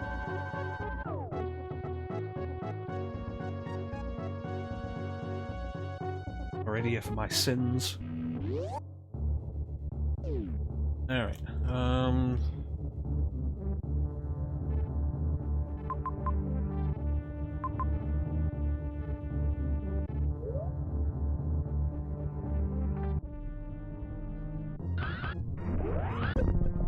okay, not there.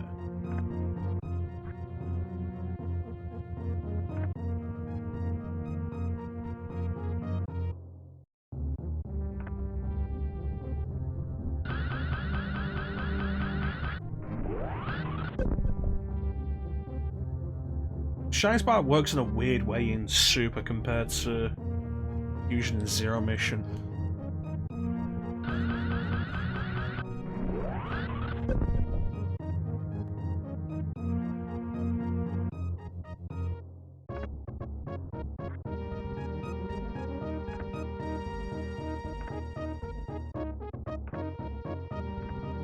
I've never fully understood it.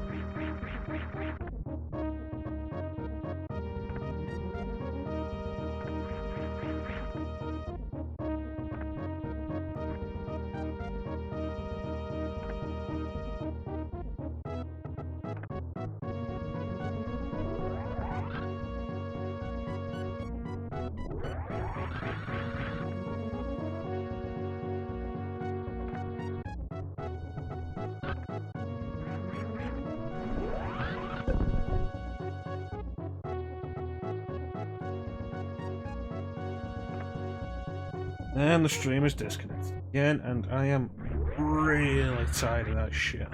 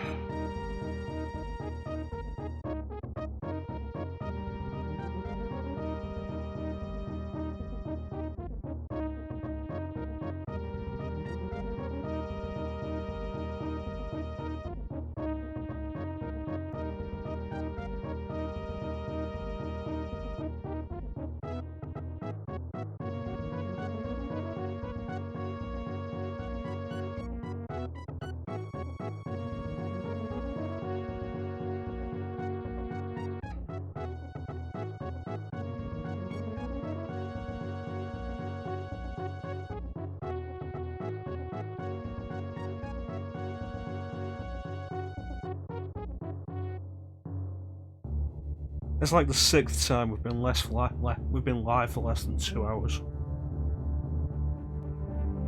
I'm not entirely convinced it is just Twitch anymore. Like the internet's being a complete dick with Twitch. Alright.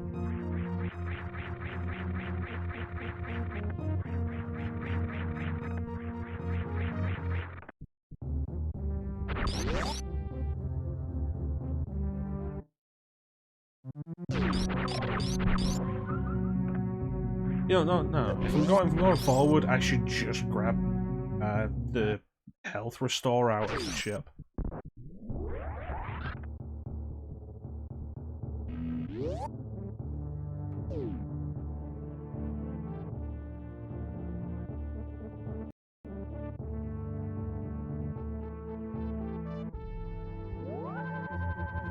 Yeah, I might have to do that. They've been disconnecting too often lately. And we've been seeing on Sundays, like, it's not just Twitch. There's been some issues staying connected to Chansum on Discord, which completely separate. And Chansum's been having his own internet issues, but there were also issues on my side. Like, it can't just be Twitch.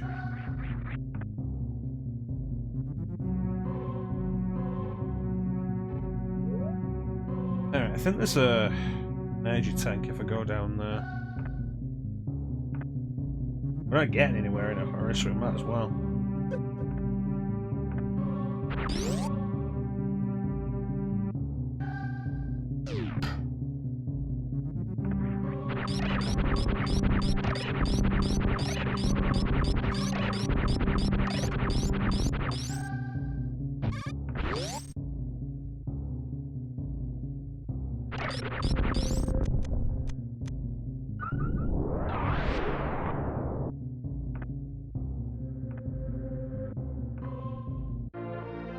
More missiles aren't a bad thing.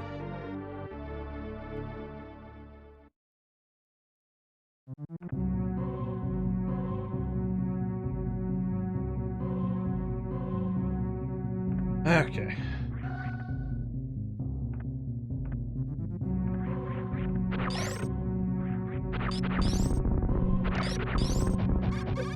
Maybe after I'm done here, I should just do a playthrough of Fusion to remind myself that I can actually do Metroid.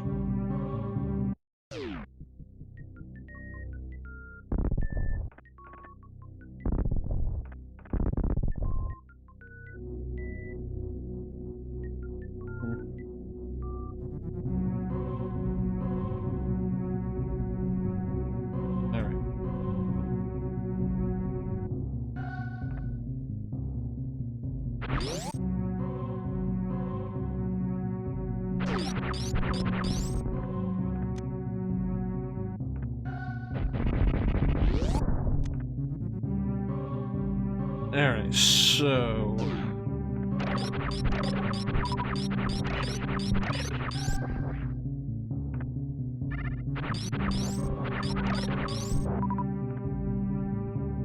I remember right. There it is. Always worth grabbing an extra energy tank. Plus, there are more missiles over here.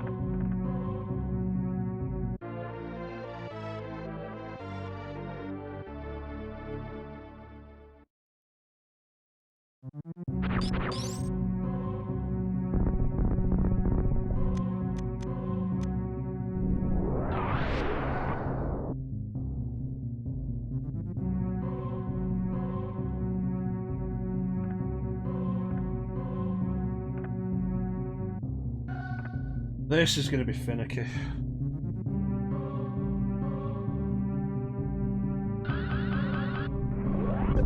Wow, it wasn't finicky. I pulled it off first time. Good work, me. Ah.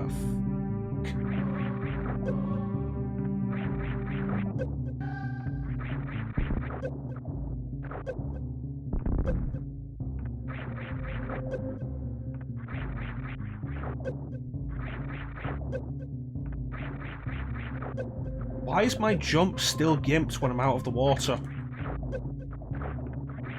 That's a death. Yep, that's a death. Oh yeah, reserve tank. Still weird. Still don't get the minor reserve tank. How to do it or why my jump is gimped? Because if you have an answer for why the jump is gimped, yeah, definitely. Because that's how water works. You know, I always hated it in Prince of Persia: Sands of Time. You try to run a wall around water and your feet would be too slippery.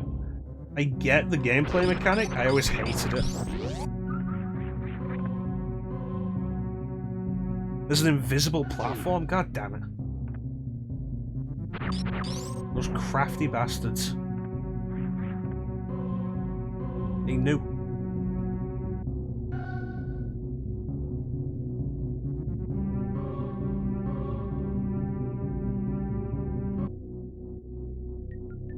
They knew exactly what they were doing.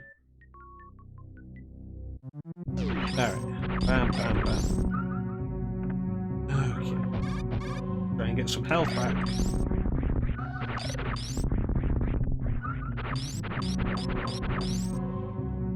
Yeah. Well, if you're going to tell me it's hard, I'm going to assume it's basically impossible for me.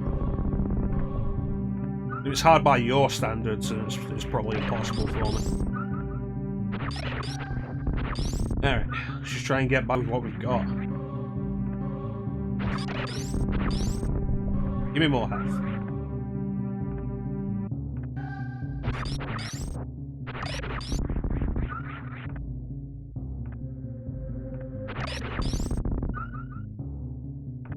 Yeah, I should play Sands of Time for the stream so that we can get to Warrior Within.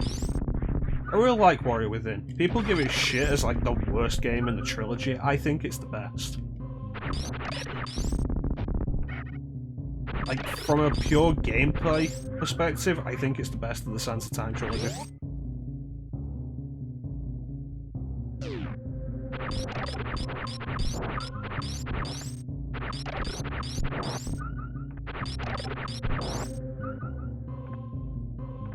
It's been a while since I've done Warrior with him. In that best ending, though. Huh.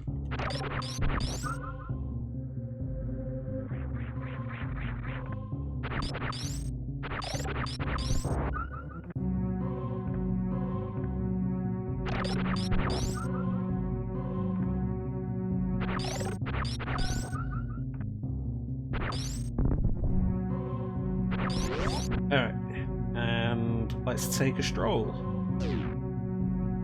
Yeah.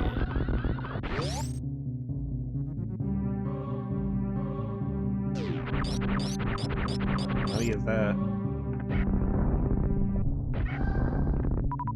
Take that.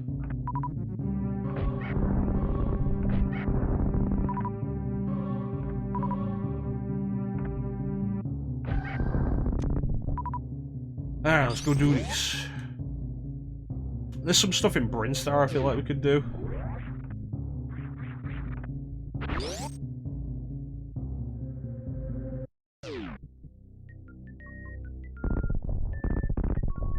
Right, that's all good.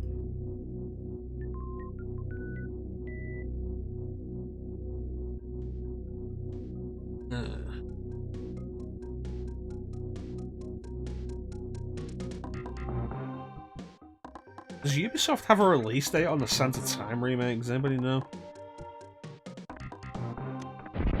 I know they delayed it, but like, did they put a release date on it?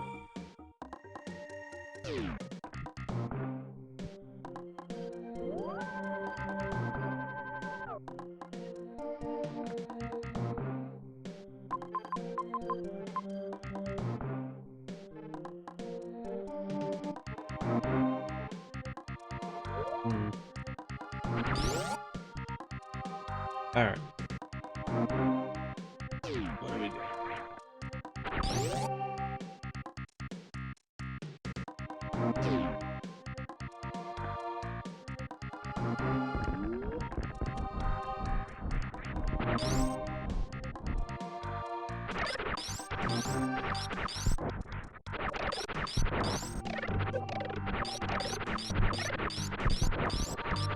That was a weird position to get caught in.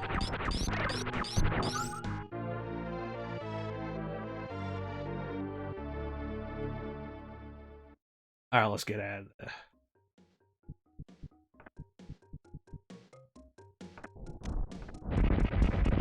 Probably should have got on the way back, shouldn't I, while I was leaving. Reserve tank number 2. Now we can get more backup health.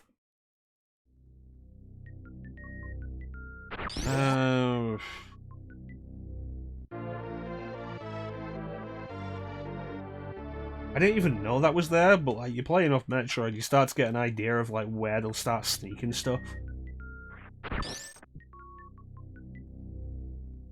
Good times.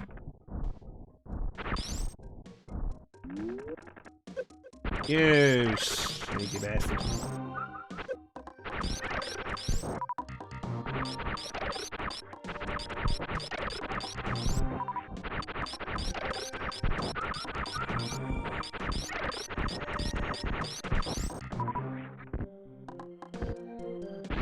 Alright, now where to? Check the map.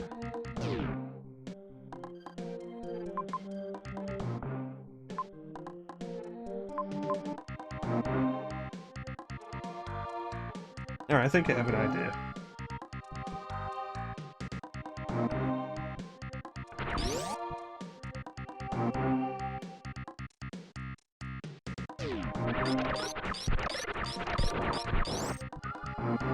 I always forget, you know, which one's the Etikun and which one's the Decorus. But I want to say if we run through the Shine Spark through here, we'll meet one of them. I just can't remember which name it is. It's the bird ones, though, the birds. There it is.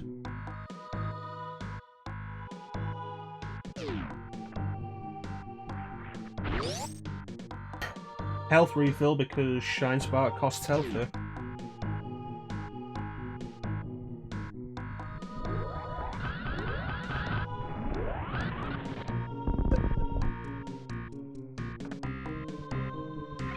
exist entirely to teach you about the Shine Spark.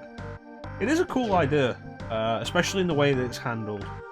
Definitely agree about that.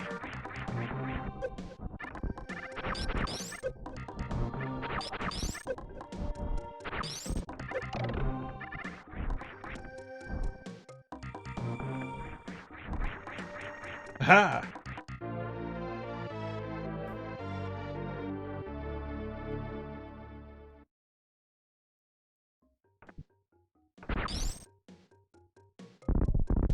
That's right, I wasn't just taking damage for the sake of it.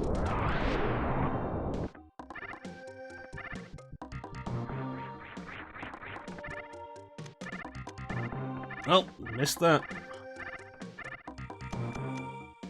Really expected there to be a platform, but I just fell between them all. Oh dear.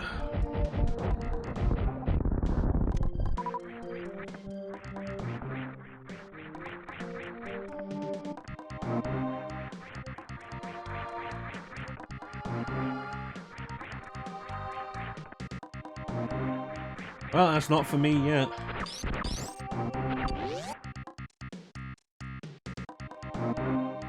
Alright. What am I doing? Going now.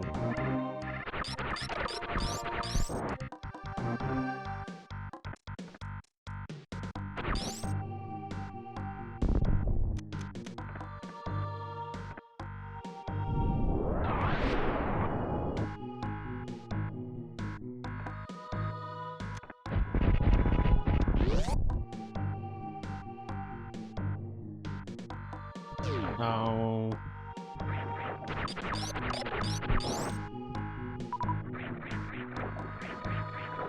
Didn't want water.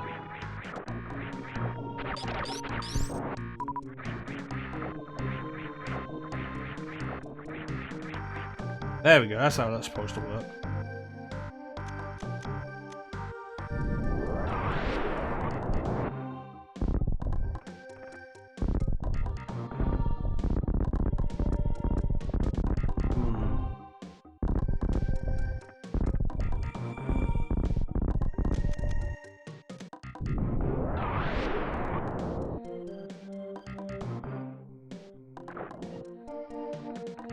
Oh, that's curious.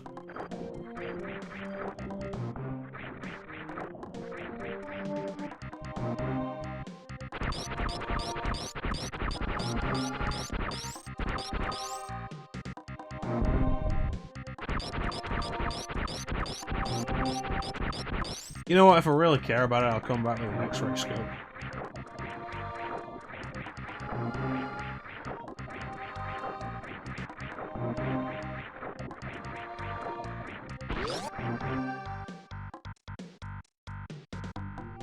You know what I should do for the stream one day?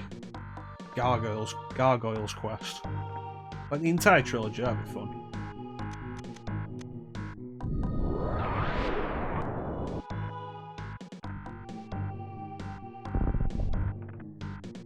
Alright.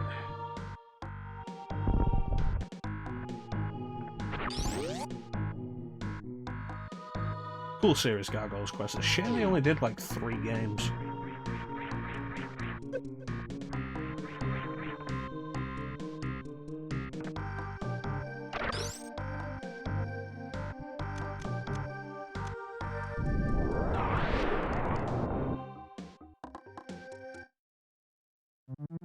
Oh, jeez.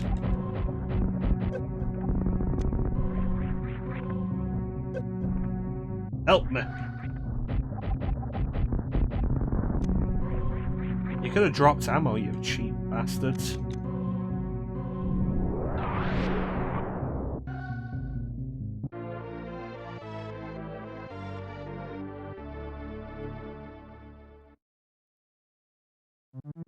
Alright. Oh, I remember this. Yeah, it connects to that. Alright. I thought that was so cool the first time I found that.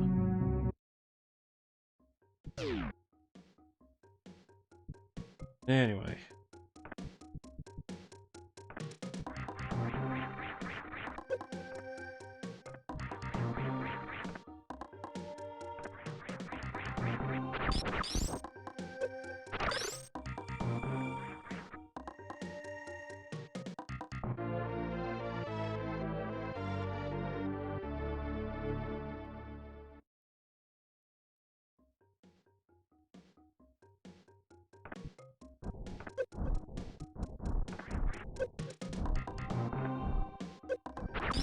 And considering the idea again of like doing a streaming only from one system for a year, I think could be a cool idea. But I'd have to do some preparation, make sure like there's nothing I'm really desperate to stream on anything else. For a while. Like the easy choice for that is the PS2, because of course it is, like, so much on the PS2, covering so many genres, and like especially like we mostly do RPGs, and there's a lot of really good RPGs on the PS2 that I've been wanting to get to. But like I say, as far as like preparation goes for that, like Dooku Delka on PS1 first, so that I could do Shadow Hearts. That'd be a good idea.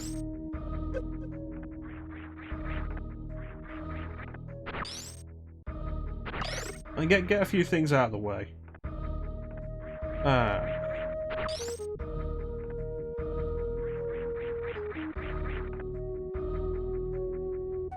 You know, sometimes with the way the levels are designed, you get the feeling that they did actually know about the single wall jump.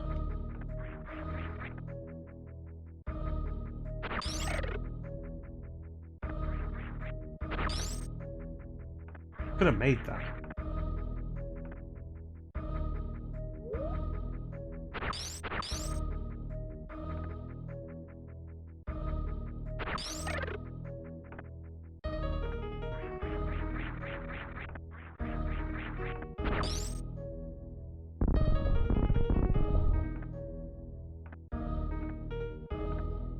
That could be an interesting idea, though. Set it up for, like, next year.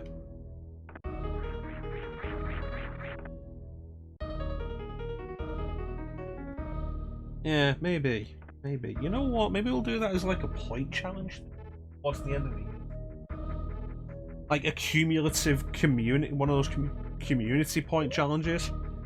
Like, if everybody can contribute a certain amount of points, we'll do nothing but PS2 games next year.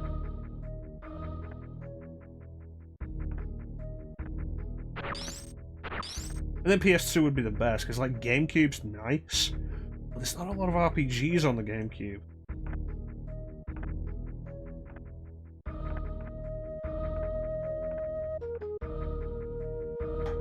I'll have to remember that. That's a good idea.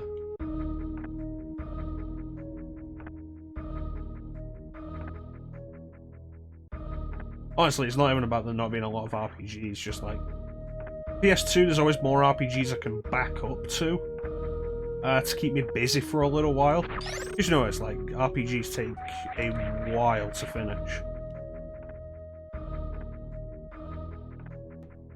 With GameCube, there's Skies of Arcadia and Paper Mario 1,000 Year Door. And then, like, the rest of them are mostly card-based in the battle systems. I don't like that. I don't want to play Bates and Kaitos. Got a chance and play it, and that wipes out any interest I had in actually playing it for myself.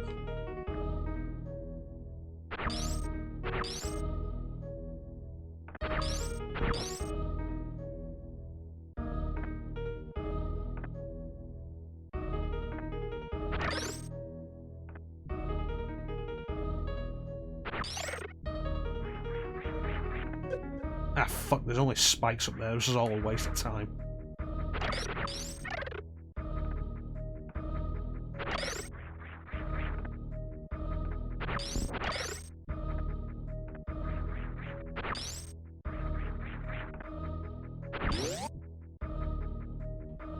I don't know, there's some really cool stuff you can do on PS2.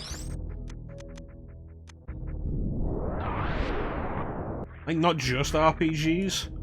But like, there's a lot of RPGs I can go to, so we're not like finishing a game every other week.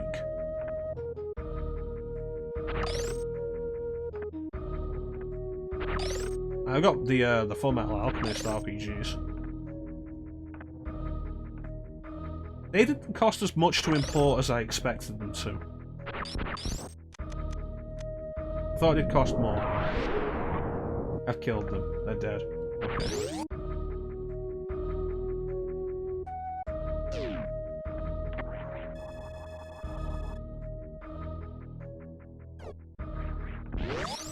There's a lot of cool stuff. I have to consider it. The more I think about it, the more I like it. Yeah. Okay. Probably won't like it when I actually do it, though.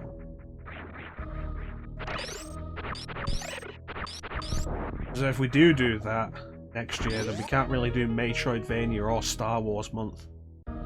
Really enough games on PS2 to work for either. Are there any PS2 Metroidvania games?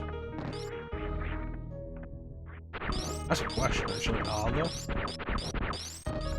Anybody know if there are any PS2 Metroidvania games? I feel like the genre didn't really take off outside of Konami and Nintendo till, like, the DS.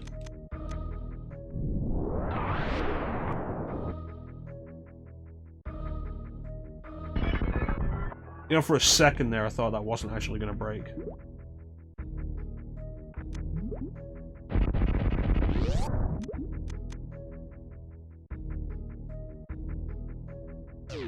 Alright, let's do this.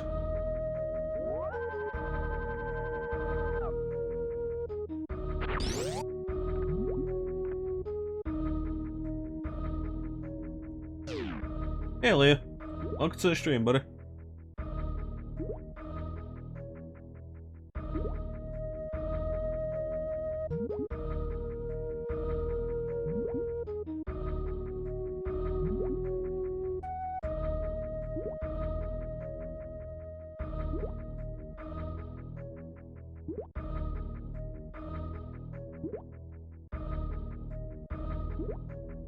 Yeah, we could do Yakuza 2, get that out of the way.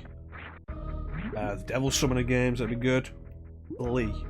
Ah, okay. Sorry about that, Lee.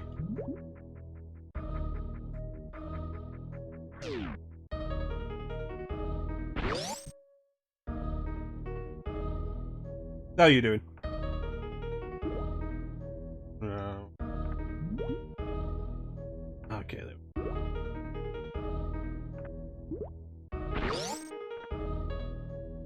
You good? I'm glad you're doing okay. It's good to hear. This section.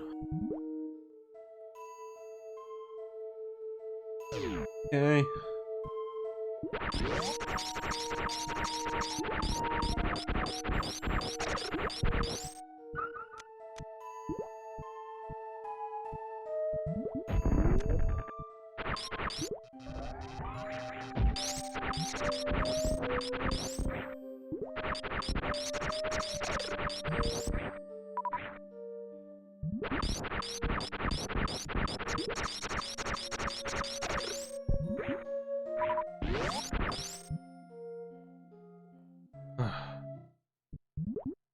Oh, I don't want to deal with that.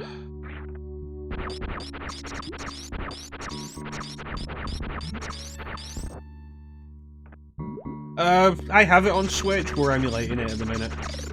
On RetroArch. How many times do I have Super Metroid? I have it on the Wii U Virtual Console, I have it on the Super Nintendo Mini, I have it on the Switch, I have it on the 3DS. I have it a bunch. No, we're emulating it right now. And everybody's favourite little fucking pains in the ass. The Sandfall. Come on, come on, come on.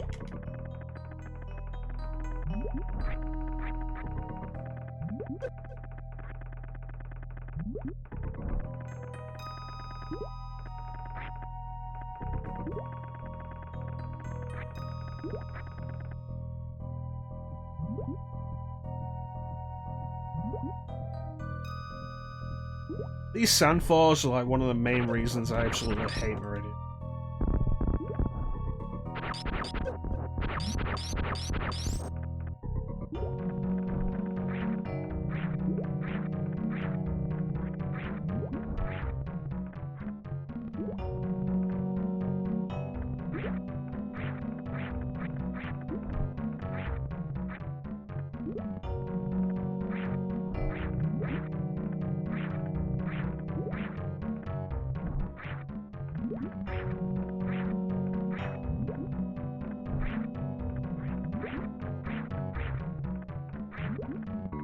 Why is this so hard?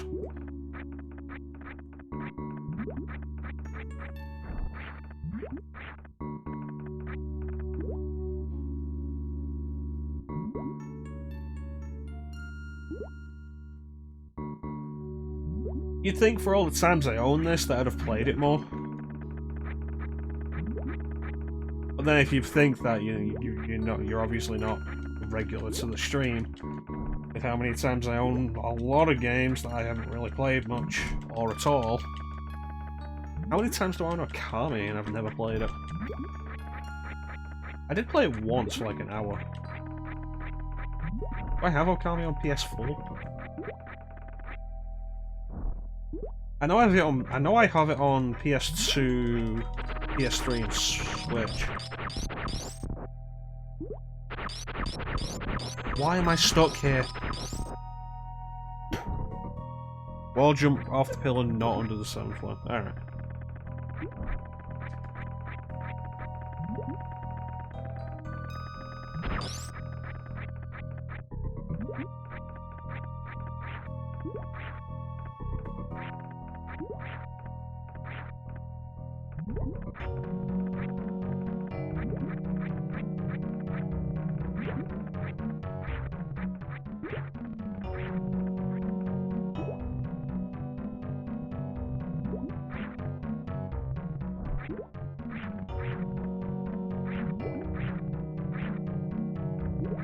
Why did that suddenly work?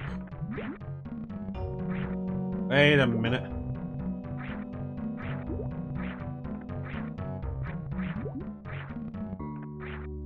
Alright, I figured it out. It's tied to me holding the button, not mashing the button. What kind of madness is that?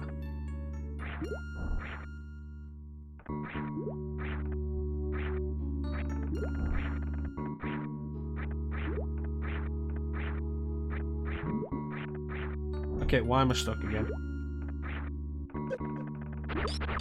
It's off!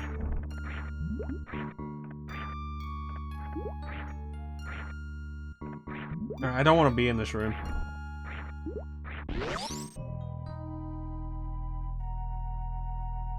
You know, for all the complaints you can level at Zero Mission and Fusion, neither of them have a section as bad as Meridia. That's great. It's 2 reserve tanks gone, and I'm almost dead already. Thanks, Super Metroid.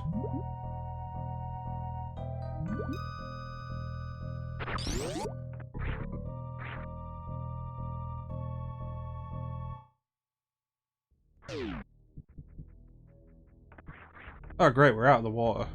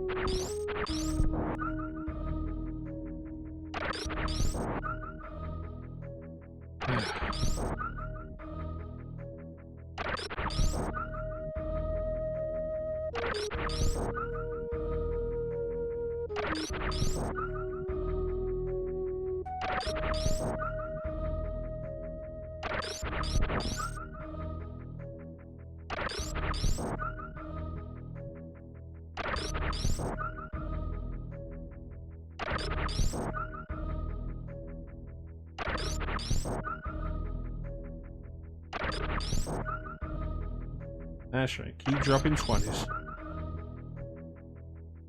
It's smoother for everybody.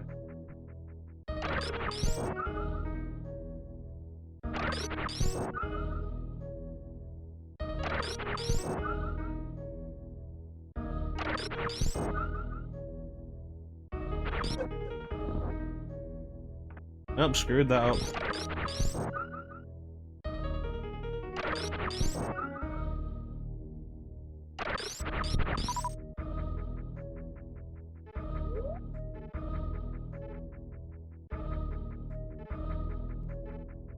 I wish there was a better way to tell how much you have in the reserves that wasn't just checking the pause menu. But that's not a problem, only Super Metroid had. Mega Man X had that problem as well.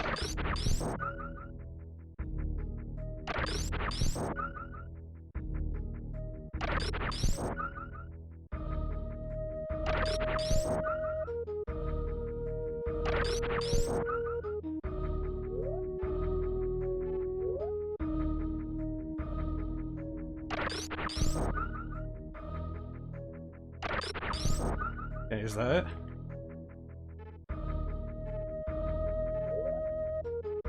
Yes. Alright, let's get out of here.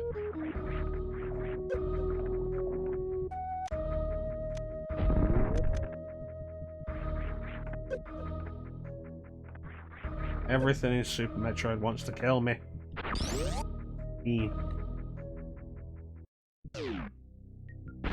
Well, we accomplished nothing. Did we even find an upgrade or anything? I don't feel like we did. Okay.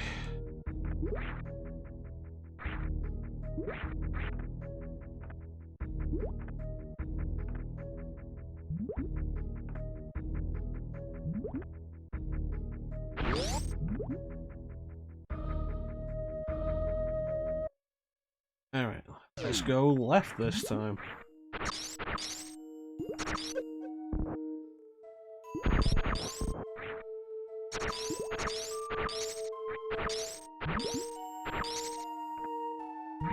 Come on. Come on down.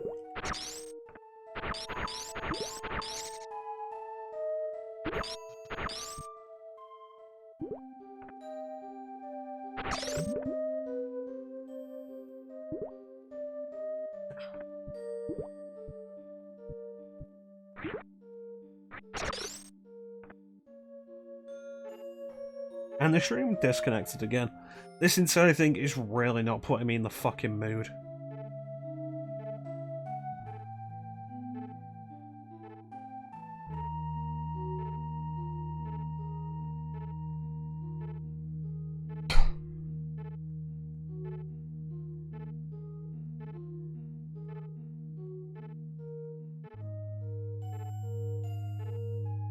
I'm so tired of this damn stream disconnecting.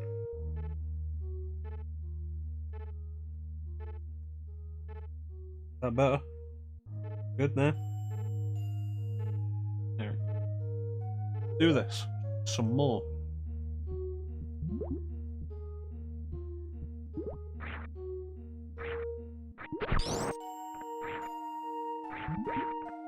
Thank you, Teak.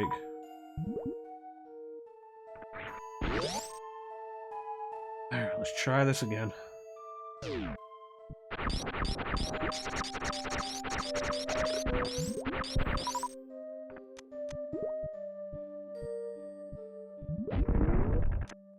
If I can get past Meridia, it's going to be more pain, honestly.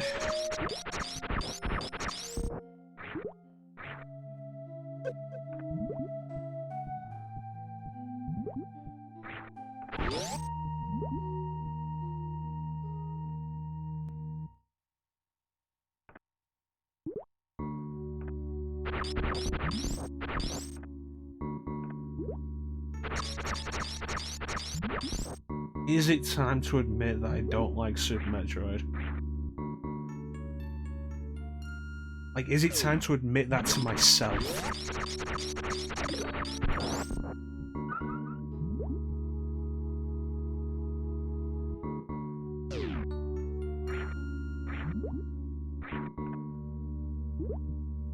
Alright, let's do it.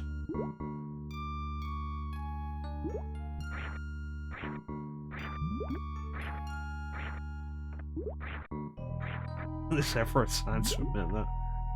Alright. I made it to the platform. God fucking damn the stupid physics. I hate this area. It is awful.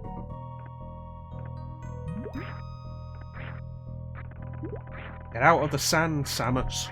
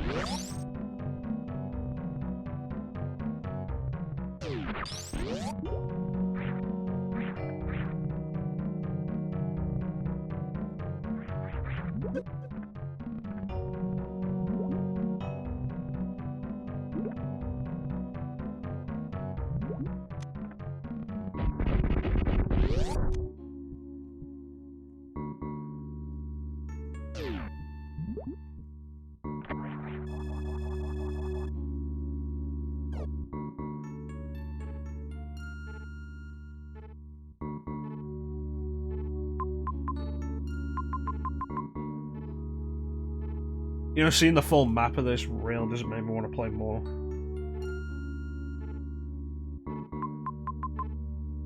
Am I coming at Meridia too early? Is that the problem?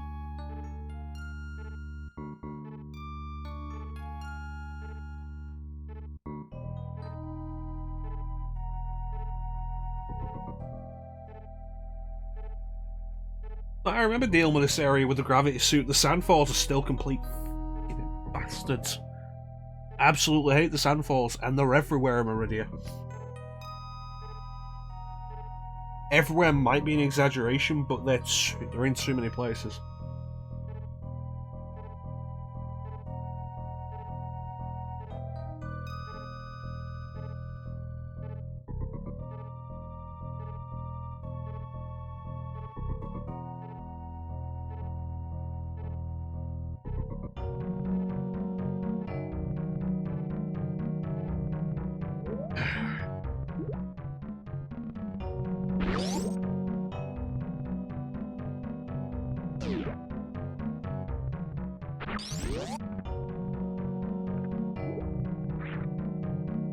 Maybe I should have done Metroid 2 instead.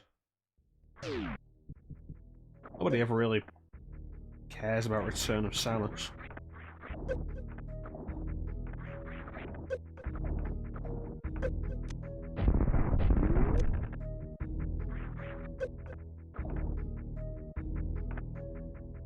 You know, I've still not done A to M.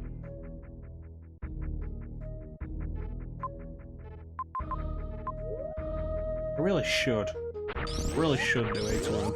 And I've still not done it.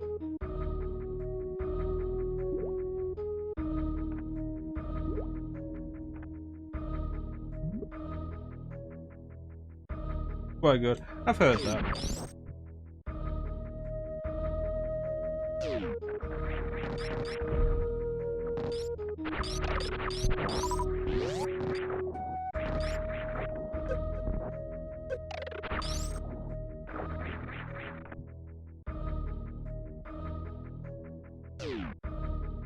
I enjoyed Samus Returns well enough. It'd be nice to see a different take on it.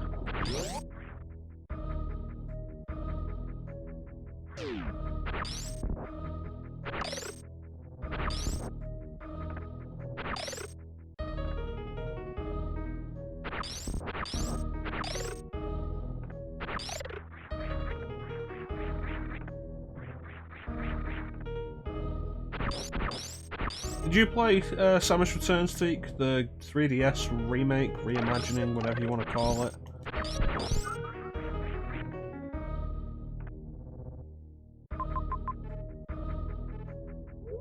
Yeah, I just want to go back. Yeah.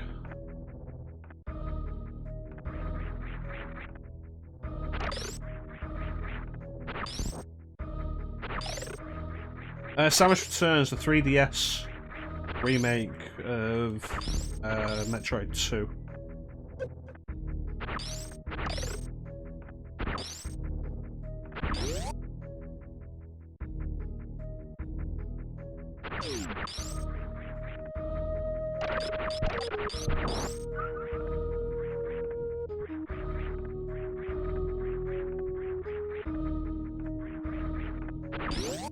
I have the amiibos for that. Don't play very Final Fan. I can understand that. It was a little too heavy on the combat, I feel. Like, a little too much focus on combat for a Metroid game.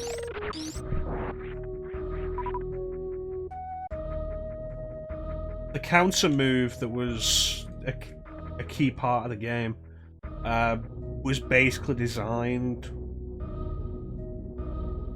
The counter move was a key part of the game, and so they designed all of the enemies around it, so you couldn't just run through areas anymore because enemies would dive bomb you. And the intention for it was that you would stop and counter them. That kind of slowed the game down a bit.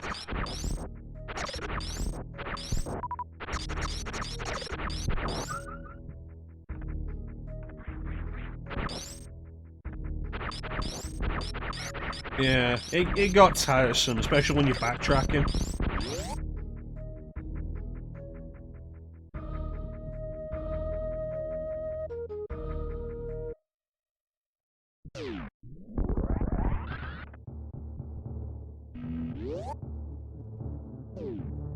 Tell you the worst part though, that giant robot that you have to run away from, and if it catches you it's an instant kill. Like, that was dumb.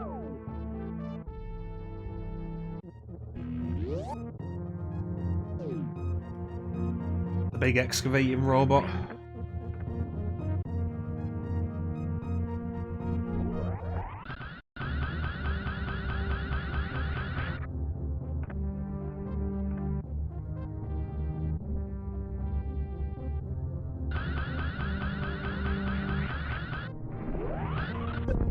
Probably not. I think that's maybe midway through the game.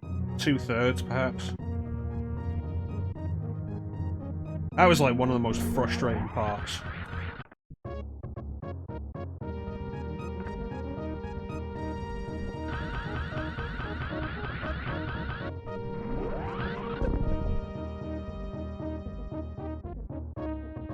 Because it became like really trial and error.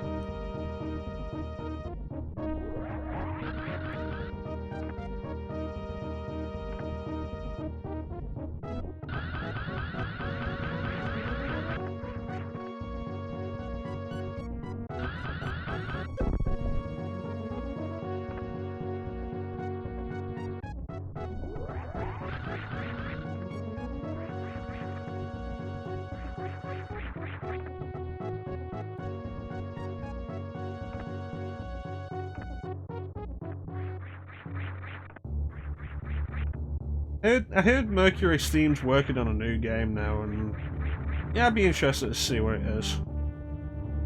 To see more work from them. I haven't played a Mercury Steam game I hated, which I think is a good sign. I think I've played like all of the games they've ever put out, and I've never really hated any of them.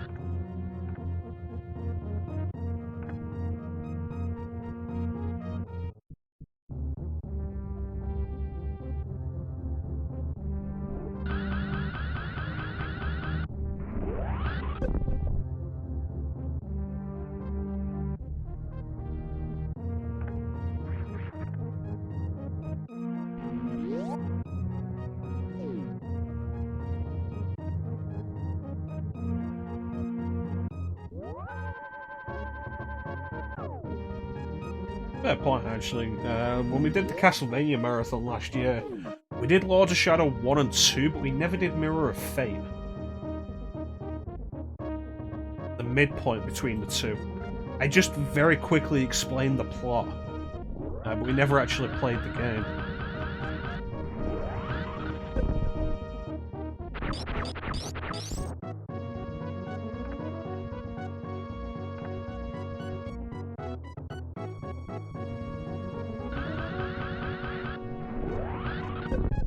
Why can't I get this?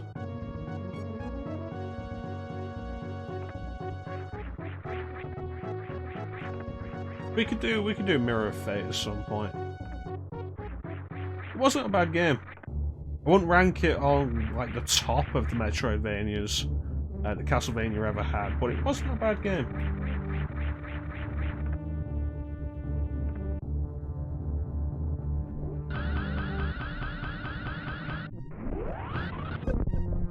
We're talking about during Portrait of Ruin how the story in Castlevania games is basically an excuse.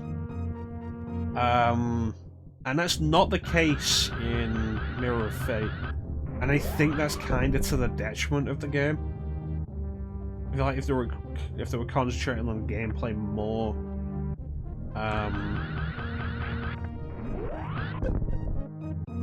okay.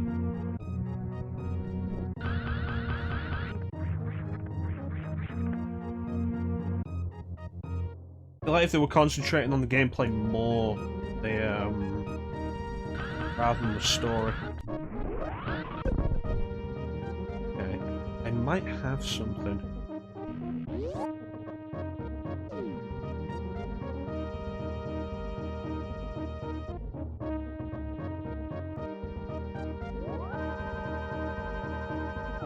If they were concentrating on the gameplay rather than the story, I think it would have come together a little bit better. Gameplay's not bad, but it's broken up by the story. And the story's not great.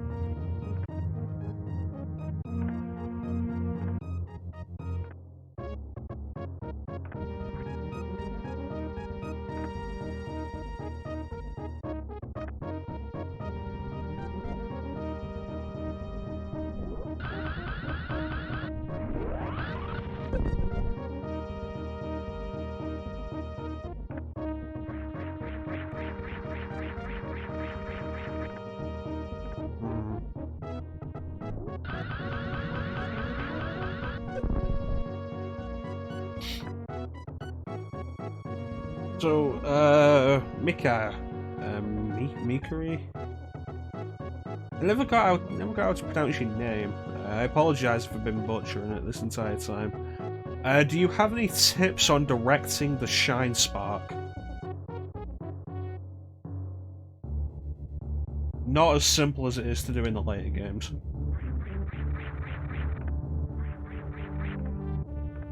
I know if I can get this down, I can just go directly to the wrecked ship and skip Meridia to get the gravity suit. Just need it to happen once, diagonal.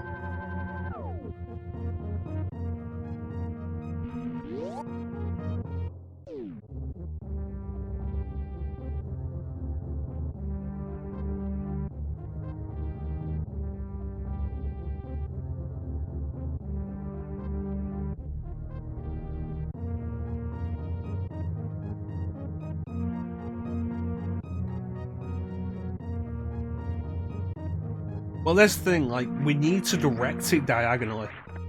It's like, say we stop about here-ish, go diagonally up. Maybe not there, a little further back. Go diagonally up to the right. And we can get up there. And that'll lead us to the wrecked ship.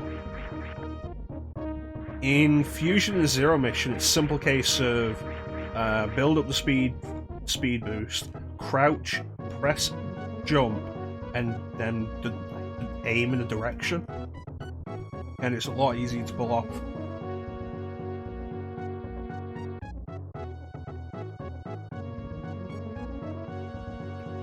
In this, it's not as simple.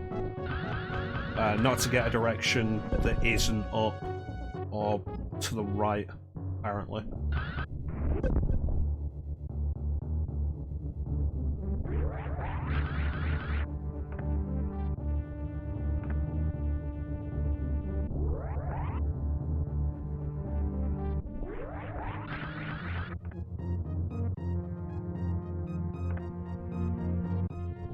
Yeah, I'm not in for this game. You want to talk to me about Symphony of the Night? I can talk some sequence breaking for Symphony of the Night. Not for this.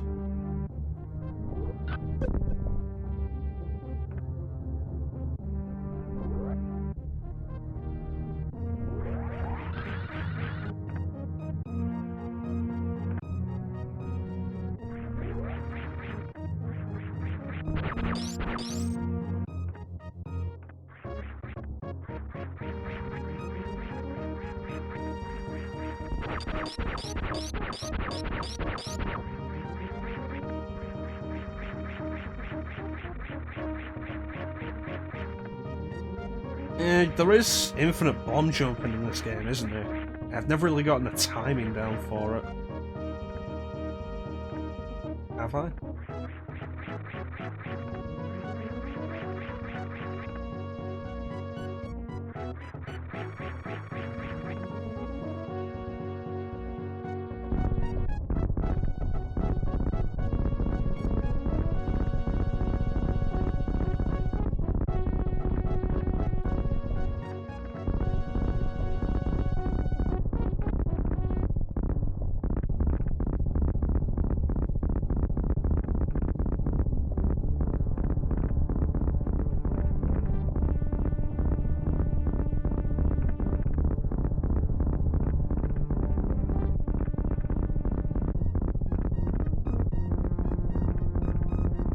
This is just embarrassing.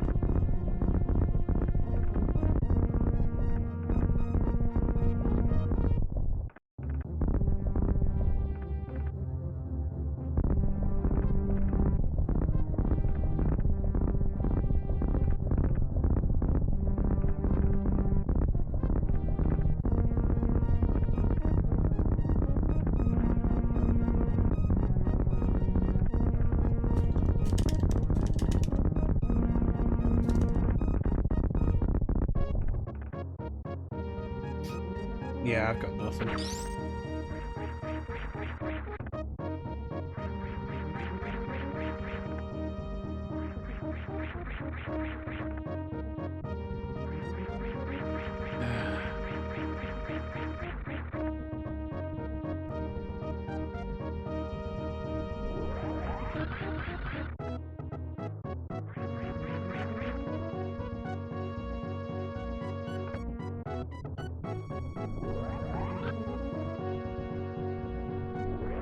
I don't even know what song you're going for there, Teak.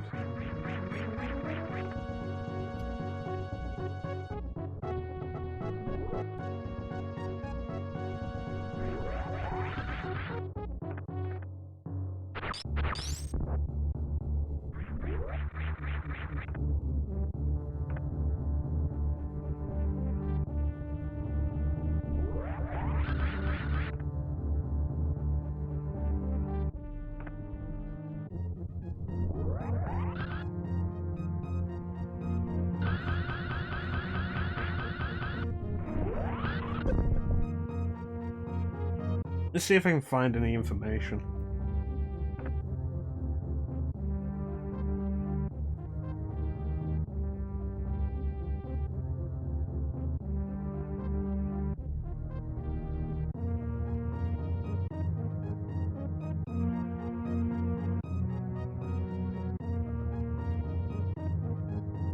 To perform a diagonal shine spark from the air, press up or angle up while in a spin jump to initiate the shine spark. Then press jump while holding the angle up. Alternatively, you can hold the angle up and only the angle up and jump.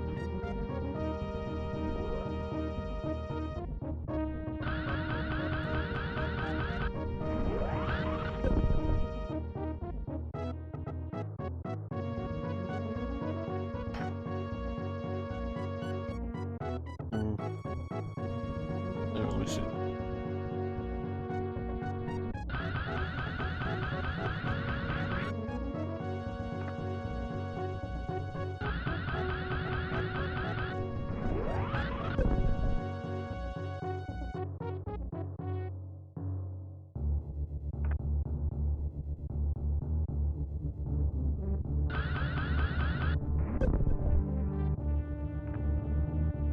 It sounds simple enough.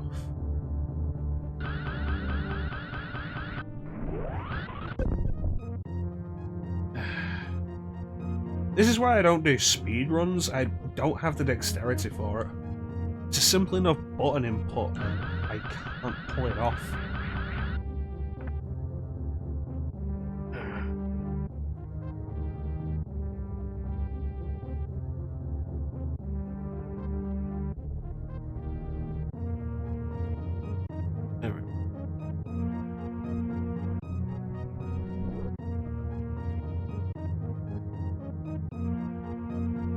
Okay.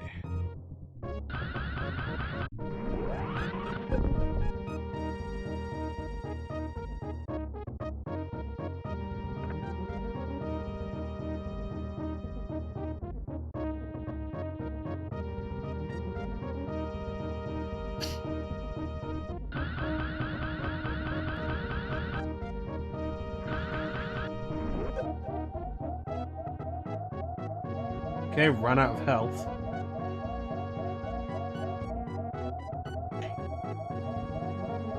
On a separate note, I think I've solved the blurriness issue. We've not had blurriness for a little while, and I think I actually solved it. Which is good. I basically just turned off autofocus, because the camera would autofocus on presumably the wrong thing. So what I do is I get it focused on me and then turn off the autofocus, and we seem to have been fine ever since. The real trick was finding out where the autofocus option was.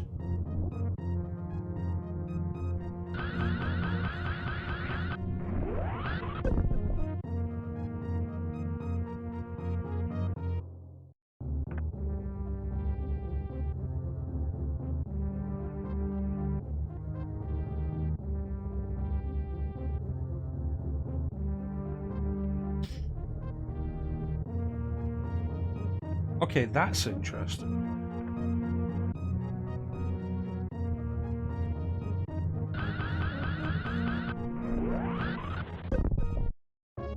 Okay. It is literally that simple.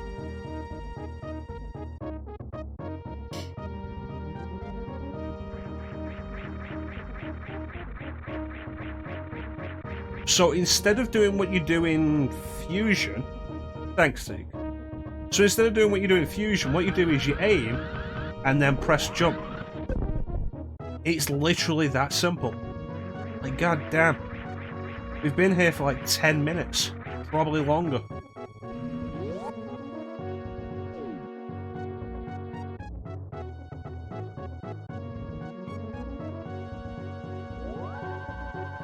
And then I found something on GameFAQs where someone clarified it was press the aim up button. Don't press diagonal up, press the aim up button.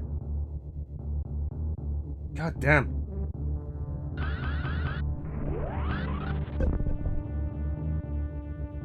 Okay, let's do this.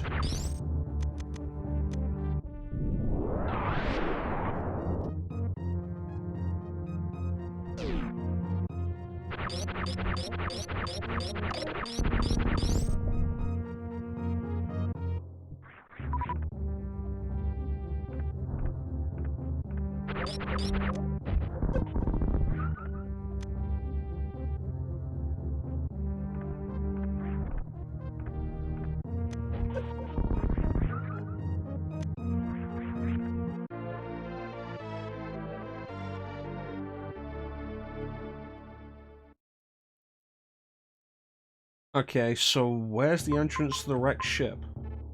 Is it further up? That doesn't make sense.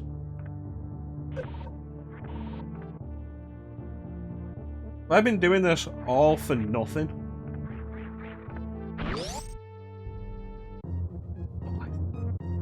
Here or there.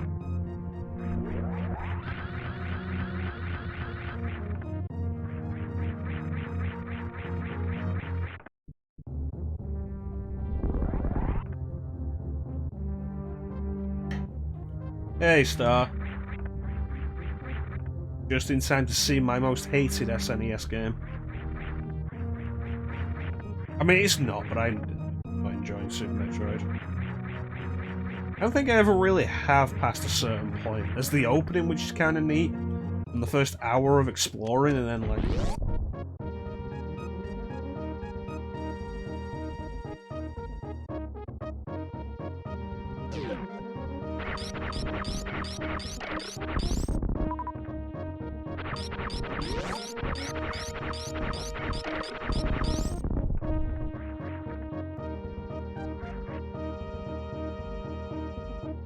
It's not even that, I just don't enjoy it compared to a lot of other stuff. I probably am spoiled by Fusion.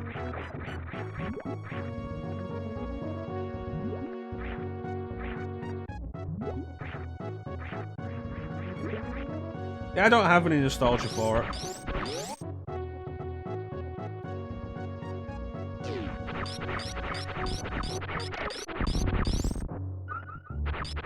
And I feel like I just wasted like 20, 30 minutes trying to do something that led to nothing.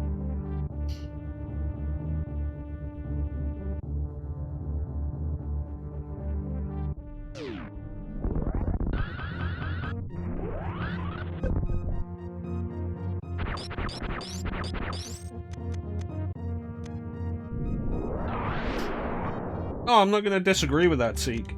You can respect a game even if you don't like it.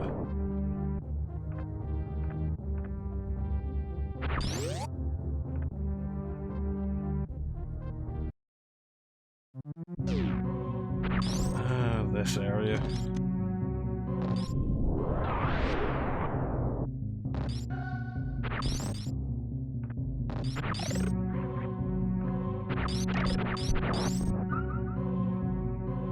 You know me, I always try to be fair to a game.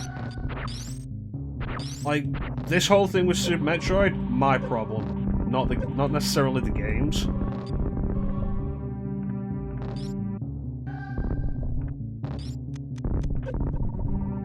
Fuck off.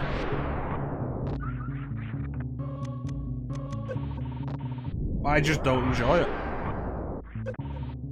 Not as much as the other Metroids.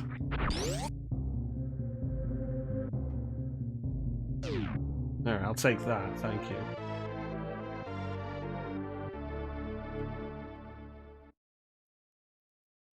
You get zoomed into. Never a bad idea.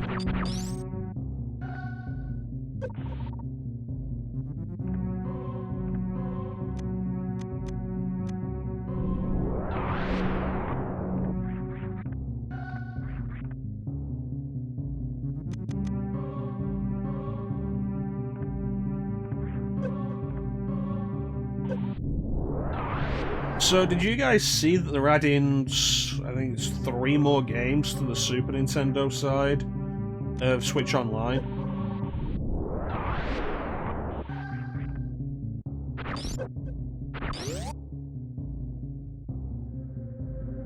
And this will make the entire service finally break 100 games. Ow! Ow!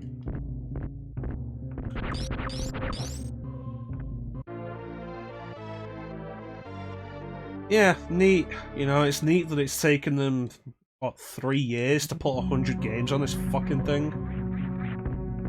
Hey, Clem. Well, that's the end of us. Bye, everybody.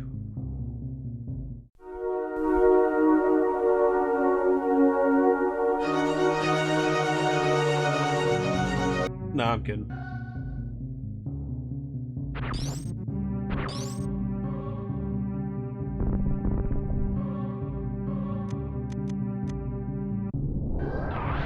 No, the whole thing with the Switch Online, like, it's taken them 3 years, 3.5 years to hit 100 games on there.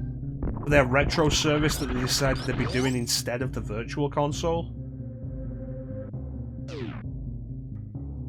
Why isn't Earthbound on there yet?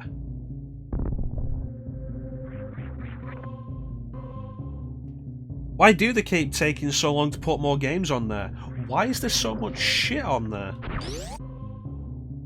Like, okay, so they've announced that one of the next games that they're putting on there this month is going to be Joe and Mac Caveman Ninja. It's like, I have nostalgia for Joe and Mac Caveman Ninja, but it is not a good game. Why isn't Earthbound on there? Why did it take so long for Donkey Kong Country to go on there?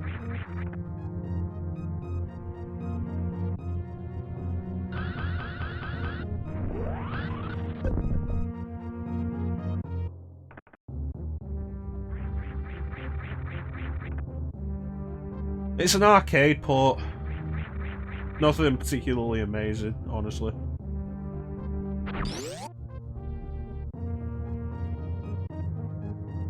Best thing about it is the co-op. Play it co-op, it can be kind of fun, but then a lot of things are more fun co-op. Like Resident Evil 6.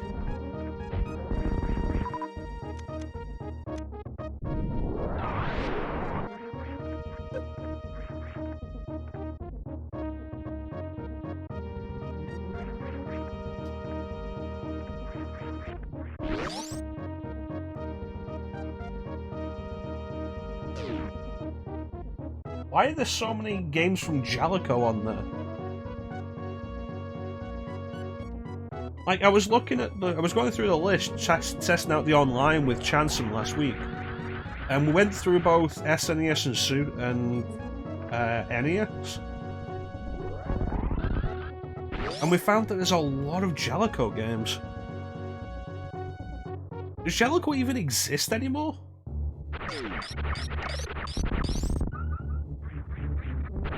And, you know, meanwhile, since Nintendo decided not to have a virtual console this generation, that means that the companies with the games you actually want, you know, like Castlevania and Mega Man, oh no, those games are already in the separate collections where, you know, you pay once and you get those games in a collection with other games from the same series.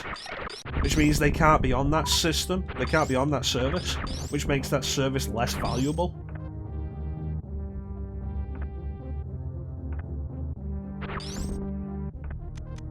Switch Online is garbage, and every time Nintendo puts more stuff on it, they just keep proving the point.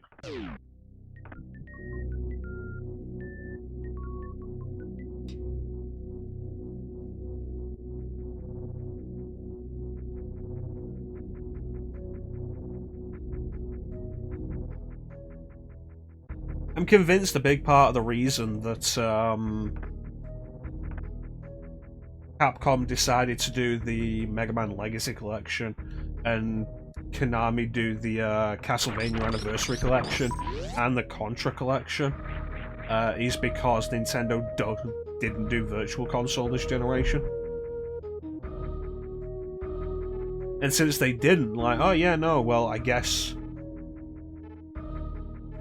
let's just put them in a collection ourselves and sell them ourselves.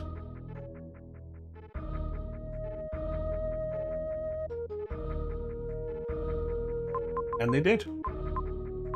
I don't want to play this anymore. I'm really not enjoying it.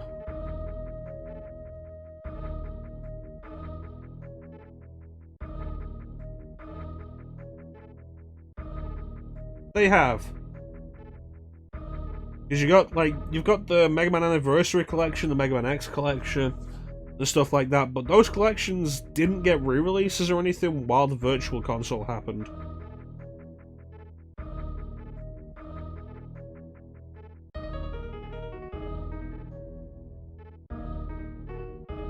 It's like how I really feel like Square made the Final Fantasy VII port because the PS4 wasn't backwards compatible with PS1. I feel like if it was, FF7 would not have been ported.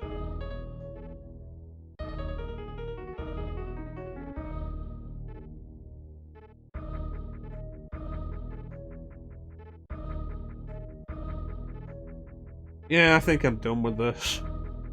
We'll call this a half-done game, we'll move on to something else.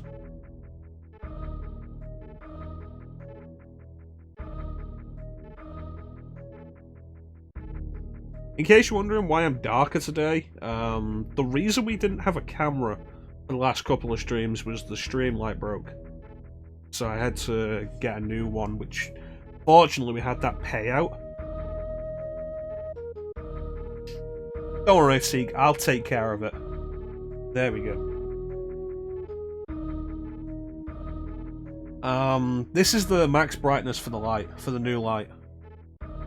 Like, thankfully we had the payout, so I had a little money to get a new light. Otherwise we'd be doing camless streams for a while.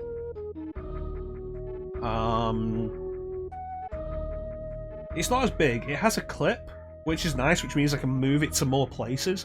So next stream, I'm probably just going to move it closer.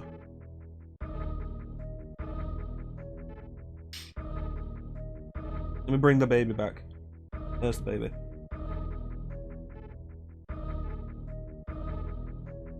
Yeah, so I'm probably just going to bring it closer. You know what? While we're doing this...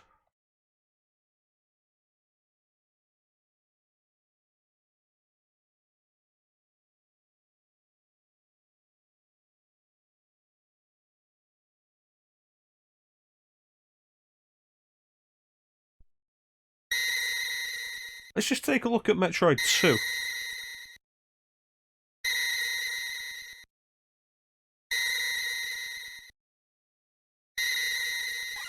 Just so we're not sat here doing nothing.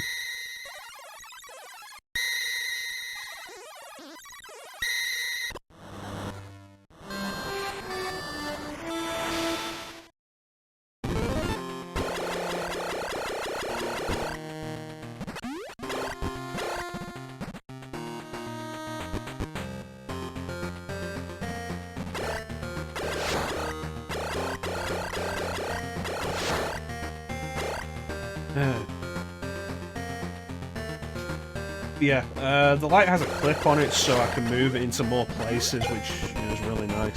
I'm probably just going to move it closer next stream. I didn't expect it to be this dark.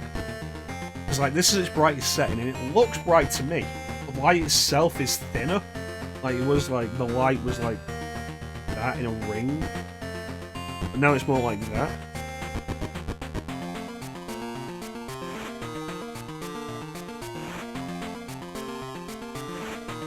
Yeah.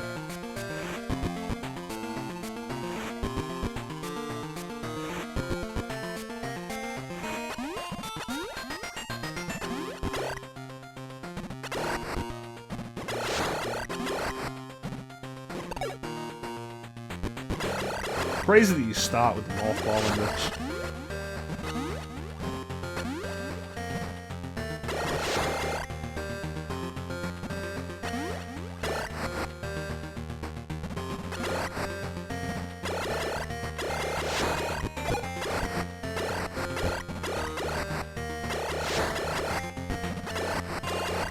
So I said before, like, I really hope Nintendo actually does something for Metroid's 30th anniversary.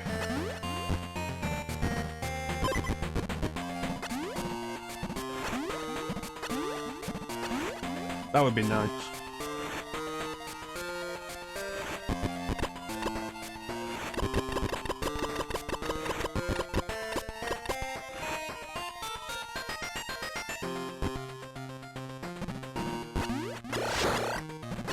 But yeah, move the streamlight closer. This is its brightest setting. Like I say, it looks bright to me, but like the light's being kind of diminished by the time it gets to me.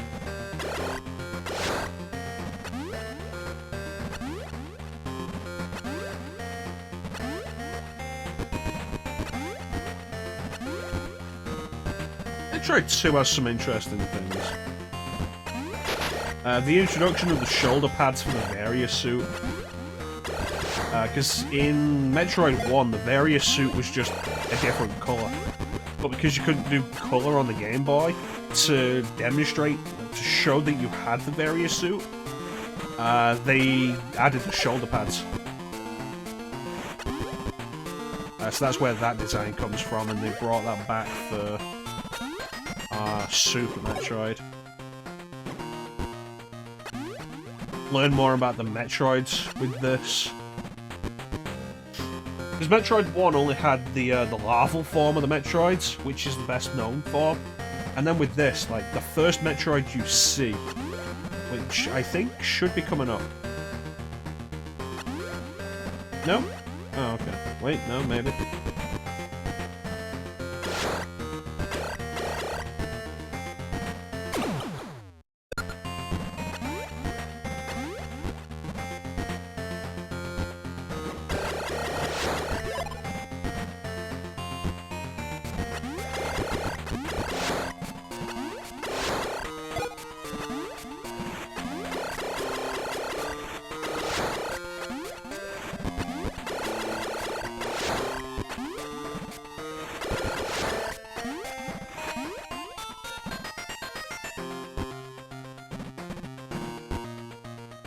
There it is.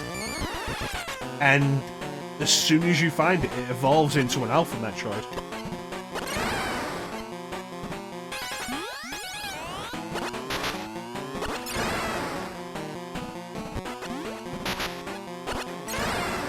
Which has some interesting connotations for just the Metroids as a species.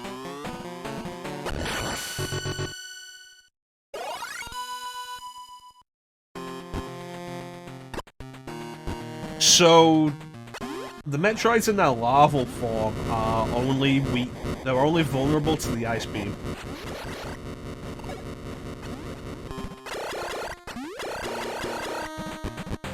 Never knew that.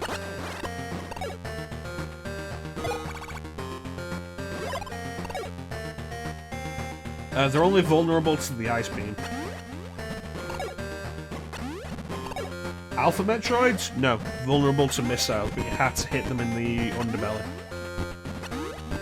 This is the game that established basically everything about the Metroids. So you got the Alpha Metroids, the Beta Metroids, the Zeta Metroids, I think, and then the Omega Metroids. And for the most part, they've never really gone back to that. With the exception of Fusion, where the final boss of Fusion is an Omega Metroid. It's kind of neat. But Fusion had a bunch of Metroid 2 callbacks anyway.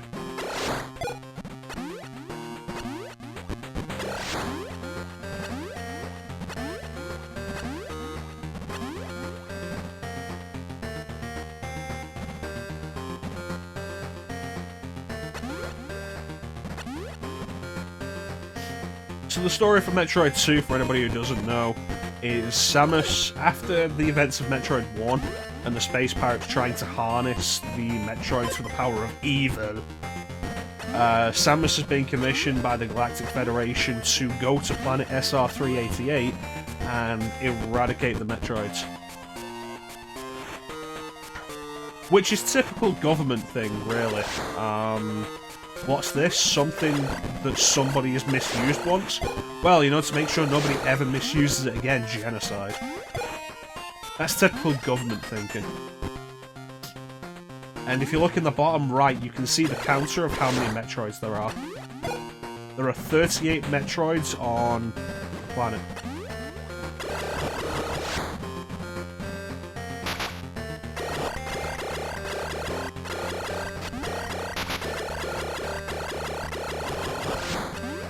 Honestly, Metroid 2 is kind of neat. It's a hard game to recommend for various reasons, but it's kind of neat.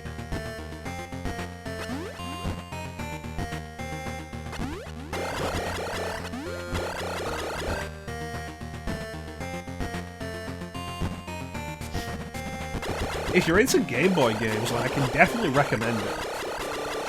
It's a solid Game Boy game.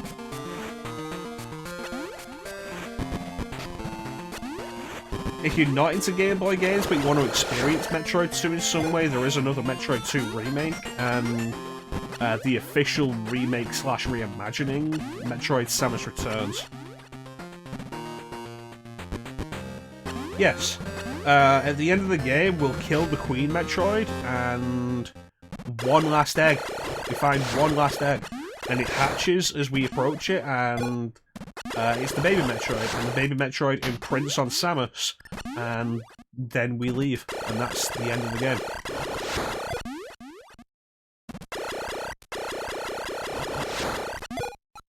That's why it's literally the last Metroid. Until it turned out it wasn't the last Metroid. I mean, it was, but then people did things to make more.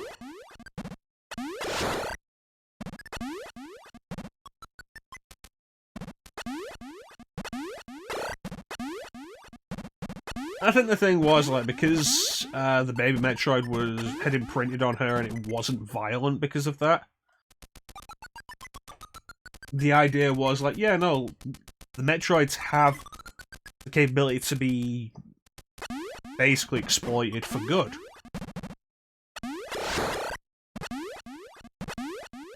And so she takes the baby Metroid to Ceres Station, and it's like, oh yeah, no, the Metroids have limitless energy, blah blah blah, capacity.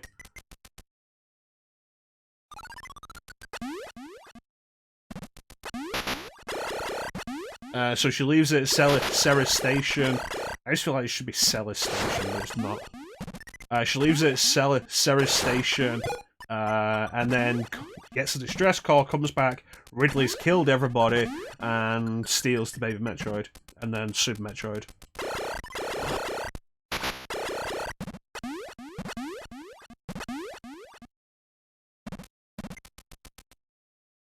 And then, of course, at the end of Super Metroid, the baby Metroid is killed.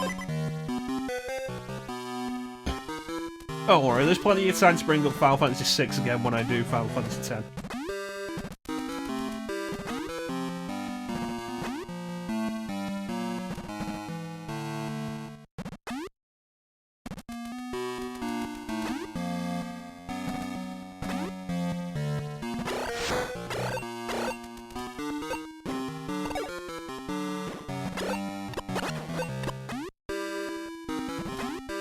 Yeah, you find the baby Metroid. It has been bombarded with radiation by the space pirates, which has basically caused it to grow to gigantic proportions. This is a boss room. You find it basically drains your energy from you, almost kills you. Then realizes who you are, and it's like, oh no, and then leaves. And then you go and fight Mother Brain, and Mother Brain proves to be too strong this time, so the baby Metroid comes back, gives you the energy, which gives you the Hyper Beam, and then starts attacking Mother Brain, and Mother Brain kills it, and then you kill Mother Brain in a fit of revenge. And then Other M happens, which says Samus has PTSD. But it doesn't say it in a good way, it says it in a dumb way.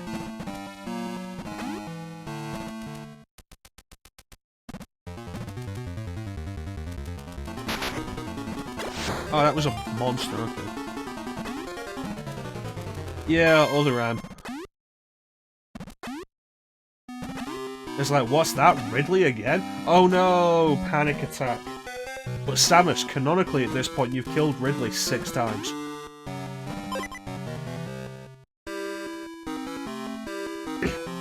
And there's also the heat, the various suit issue, along with all the other issues.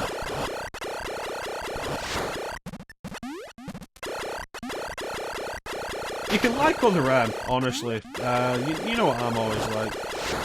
You can like whatever game you want, even if it's a bad game.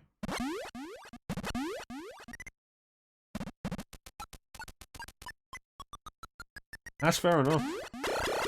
Like, you like whatever game you want, even if it's a bad game. You can like a game I don't like. There's not really anything wrong with it. Everybody gets to have their own opinion.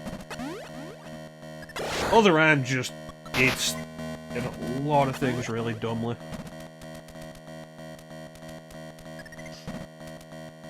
Like,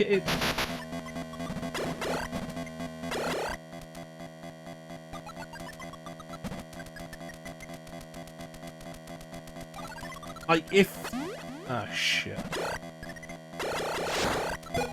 If Other M was the first time that Samus had found Ridley since Ridley had killed her parents. Fair enough. If it was the second time she'd found Ridley, like, oh yeah, no, I killed Ridley, and then he comes back, that would be fair enough. Like Sarah Connor in Terminator. Like, yeah, Sarah Connor, badass. She killed the first Terminator, and then she got really buff and tough. And then the minute she sees another one, she collapses. And it's like, yeah, fair enough. You thought the big horror was dead. No, the second time that she found Ridley. Like, you find Ridley in Metroid, and you kill her. And then Ridley shows up again. It's like, okay, the second time? Fair enough. Because you thought he was dead and he's back. But by the time of Other M, Samus has killed Ridley in Metroid, Super Metroid, the timeline goes Metroid, Prime 3, Prime 3 again, and then Super. And if you want to count Samus Returns, like, spoiler warning for Samus Returns, the final boss fight is Ridley. Ridley just shows up for a final boss fight. So if you want to count that as canon, she's also killed him there. Ridley isn't in Prime 2.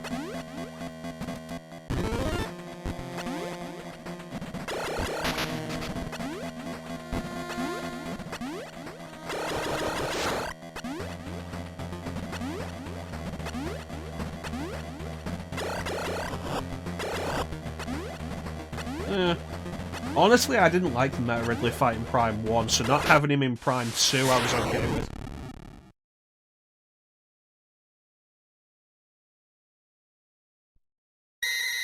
Okay, we can't have that going on. Because that is awful, awful noise.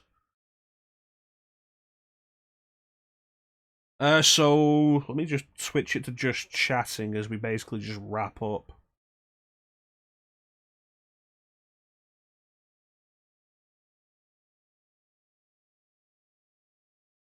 And we'll have this on in the background.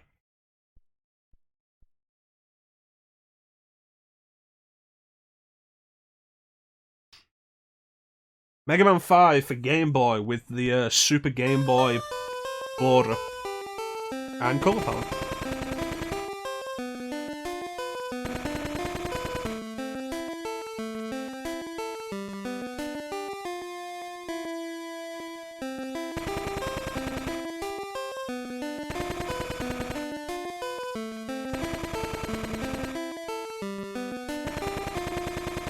Honestly, this is the most interesting of the Mega Man games on Game Boy, because 1 through 4 are basically just NES ports, kind of.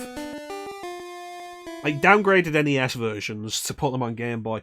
Mega Man 5 on Game Boy, or Mega Man V to differentiate it from Mega Man 5, is completely original. It's kind of neat.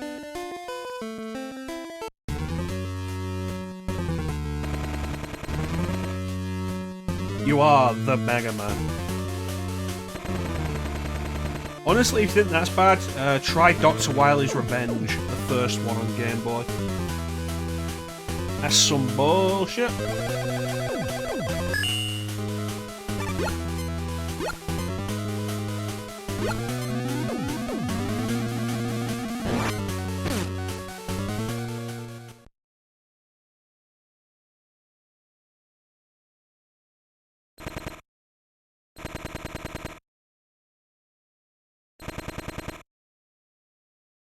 Yeah, like, so Samus having PTSD when she meets Ridley in Other M, and it's like, but you've killed Ridley like 5 times. It's like, Metroid, Prime 3, Prime 3 again. We'll say Metroid Samus Returns. In fact, we won't say that, because Samus Returns didn't exist at that time. and Super Metroid, you've killed Ridley 5 times. Ridley showing up again shouldn't really cause you to go, ah.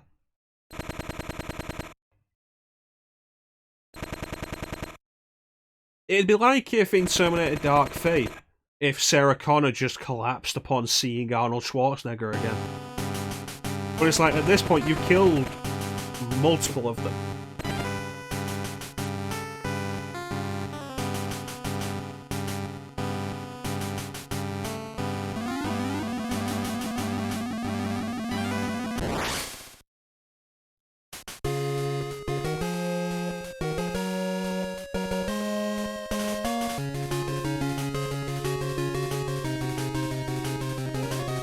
The Super Game Boy was cool.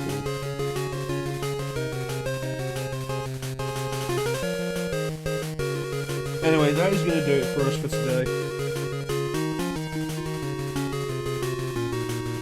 Yeah.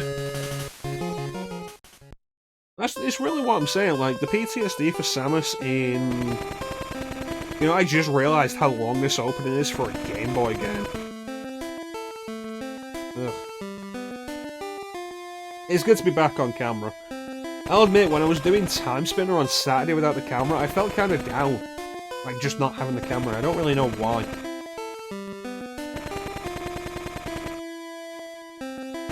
You know what?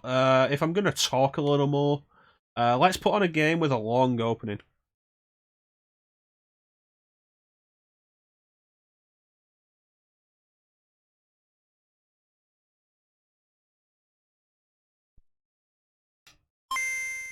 That's fair enough, Clem.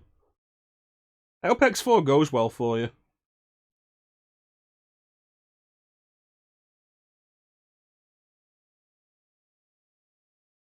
Yeah, it definitely feels different. I felt kind of down about it, and I wasn't really all that happy about it.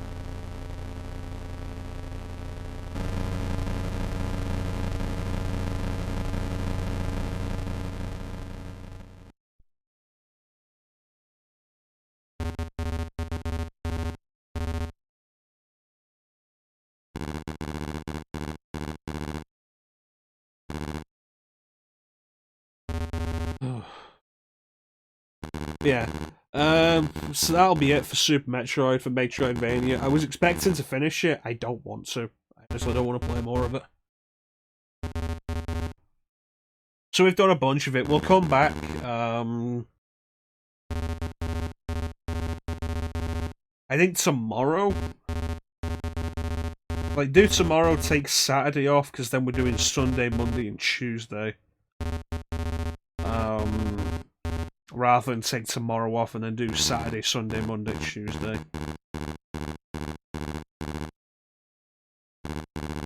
I think we'll come back, because I've been talking about wanting to do Touhou Lunar Nights. And I think we'll do that, which honestly should be harder than Super Metroid. I hope everybody enjoys Touhou Lunar Nights. Should be a lot of fun. Maybe. Probably not.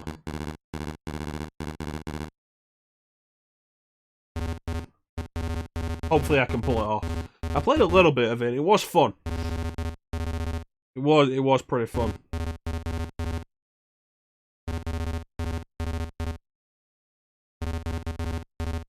So we'll do that tomorrow. Sunday, of course, more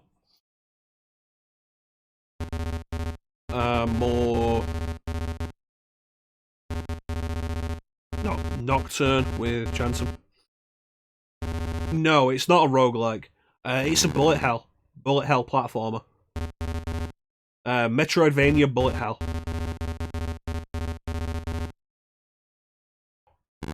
It's like Touhou is a bullet hell shooter series, and then there's a bunch of fan games that have been officially published. I'm not even sure if fan games is the right term. Like, they were made by outside teams, I think they might have started as fan games or something. And there's a bunch of them, but Lunar Nights is a Metroidvania, but it retains the bullet hell idea. It's been around for a while. There's at least 14 installments in the main series. pretty fun. I do like bullet hells.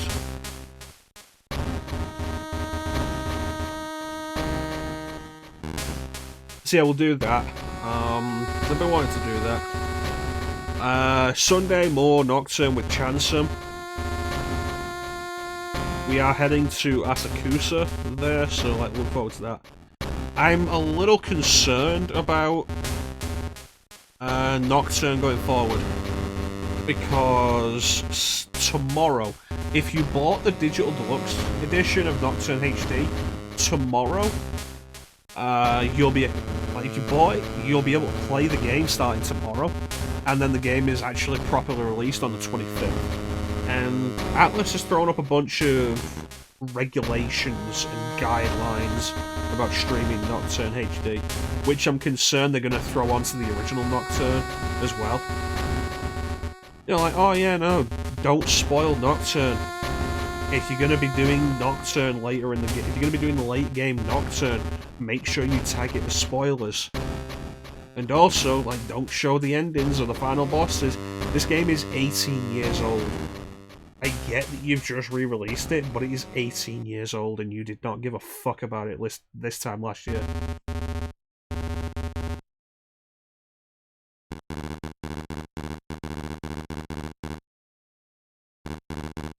This intro is still going on. That's how you know this is a real Metal Gear game.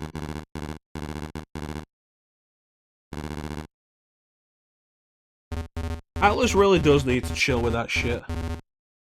It's like, hey Clem, you want to stream Persona 5 Royal? Well, you can't, because Atlus has blocked all capture of it from the PS4's native capture and streaming. There was always a really stupid thing with Persona 5 as well, like, anytime I got a trophy, the notification would pop up like, trophy, and the notification would also pop up saying, we've blocked the screenshot that would have been taken with this. That's still bullshit.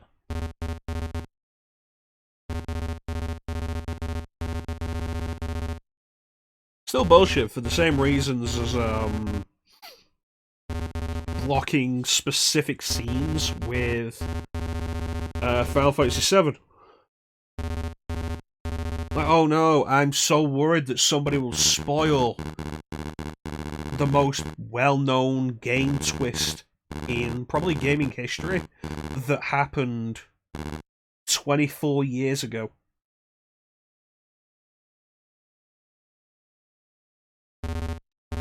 Oh no, what if you stream it and somebody will find out that fucking Aerith dies?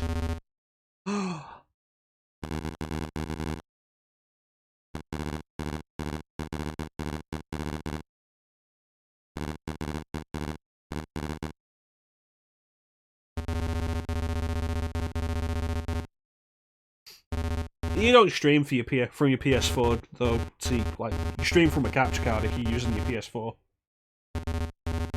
And it's not all games; it's just some games.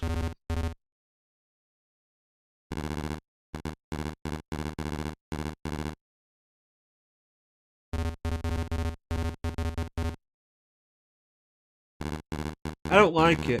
It's like, yeah, no, let's give people the ability to stream directly from the console so they can join this whole streaming community and have fun with it without having to fork out for like a capture card and hardware to run the capture card and all that.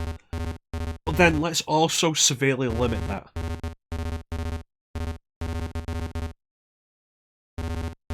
Yeah, the HDCP, which has to be turned on if you ever want to listen to Spotify over the PS4, which, you know, isn't a thing on Xbox.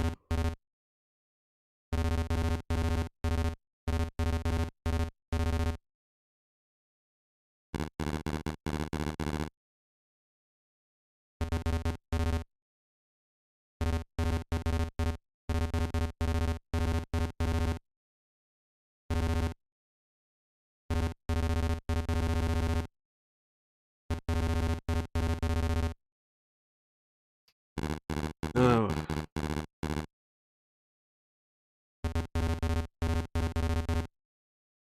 Honestly, at this point, I do it for racing games. Because racing game soundtracks feel like they're garbage. I did it with Need for Speed Heat. I was playing Need for Speed Heat, and it was like, this soundtrack is terrible. This licensed soundtrack is terrible. So I just booted up Spotify on my system.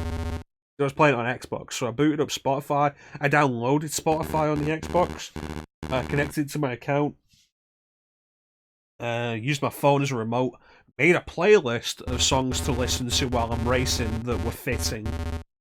Not all my selections either. I went through a bunch of other recommended songs for that kind of playlist and took some of those. And played Need for Speed Heat with a custom soundtrack like that. I enjoy arcade races every now and then. A good arcade race can be a lot of fun. And, like, there's the difference. Like, a kart racer, or a lot of arcade racers, especially older ones, not done by EA, will have original soundtracks. But stuff like Need for Speed, from at least Underground onward, are licensed. Which can be very hit and miss.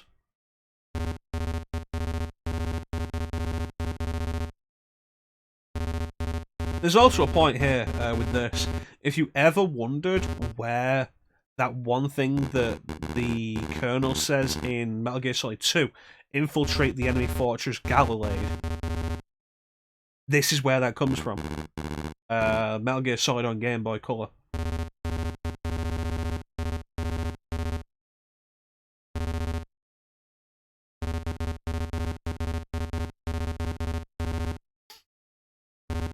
Yeah. We'll be back with Toho Nights.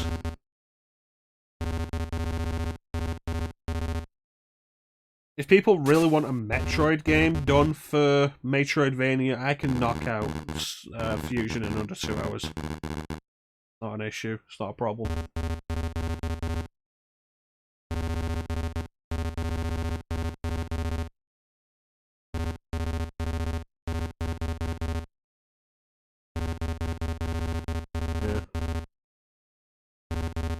Yeah, Toho Lunar Nights, and then like I'll work out what we want to follow that with, because we've still got a bit of time. It's not even necessarily undue confidence. I've done it in under 2 hours on stream before. I think I hit my best time on stream, and I think it was like an hour 14. Which I was happy with.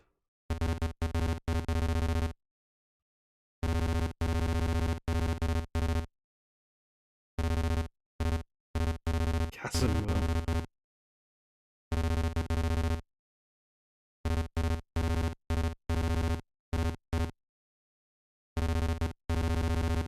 You mean like this?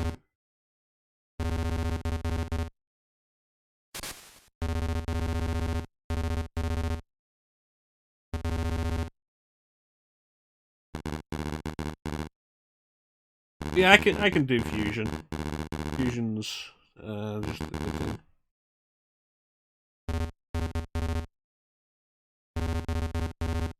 Yeah, give yourself some credit, Clem.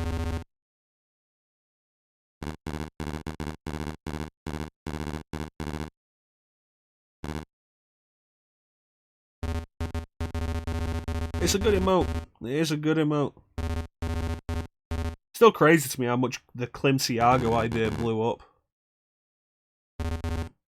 This opening is still going. This is a Game Boy Color game.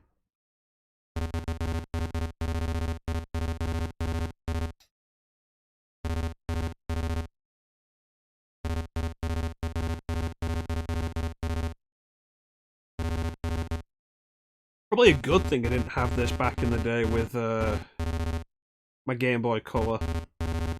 Playing this game on batteries? Ugh.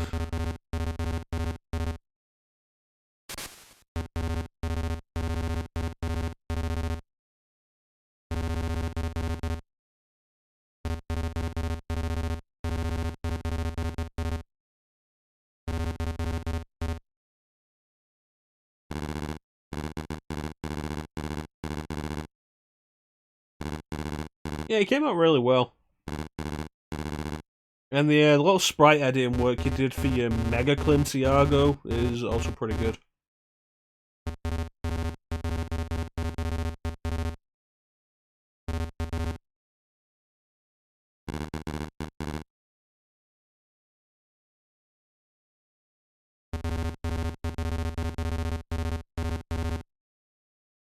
Yeah, that guy.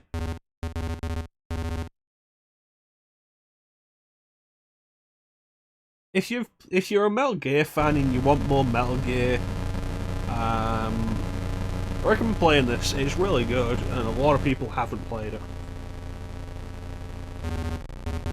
I feel like more people probably played Metal Gear Acid than this.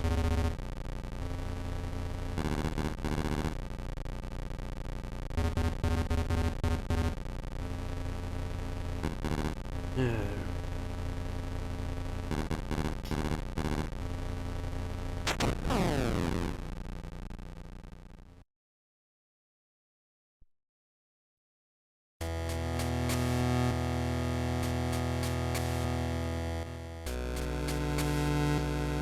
There it is, finally. The title screen. Wait for it.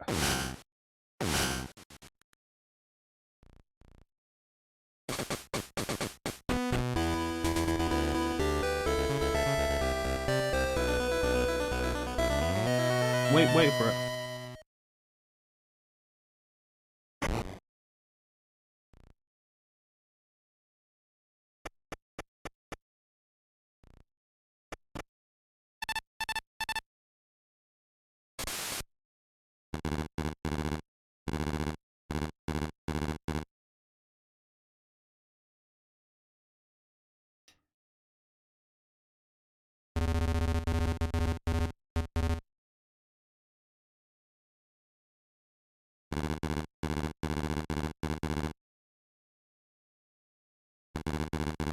You gotta murder everybody, Clem.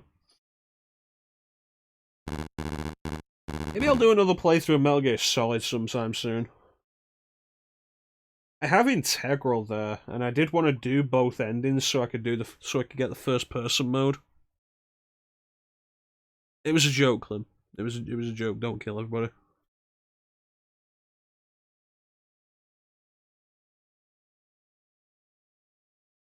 Anything else we can end on?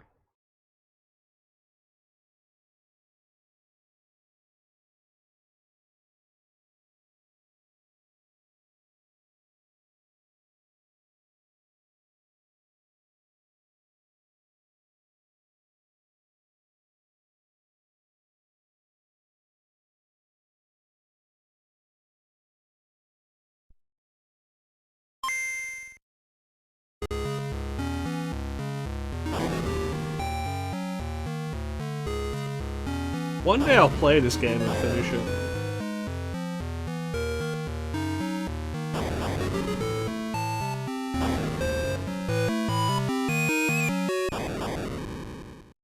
Never had this as a kid. I would have loved this as a kid.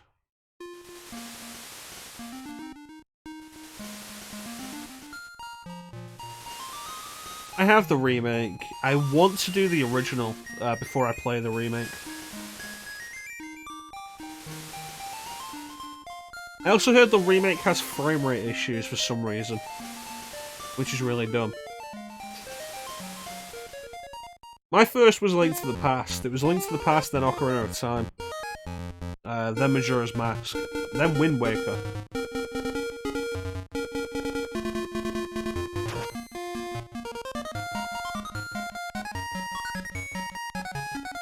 That's a really good GBA rendition of the theme, though.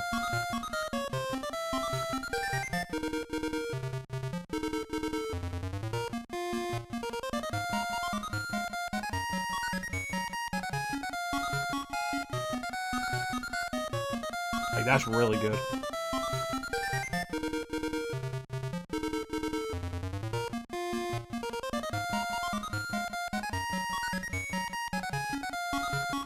Well, I'm pretty sure at this point you've seen me play through a bunch of the others, Clem. Wind Waker, I don't think has aged super It's not even that it's aged super well. I don't like the second half of Wind Waker.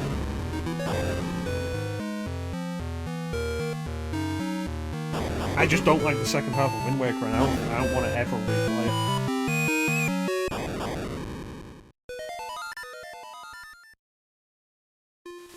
Meanwhile, Twilight Princess I really enjoyed going back to. It was a lot of fun. I feel like Twilight Princess had some really fun dungeons and creative dungeon designs.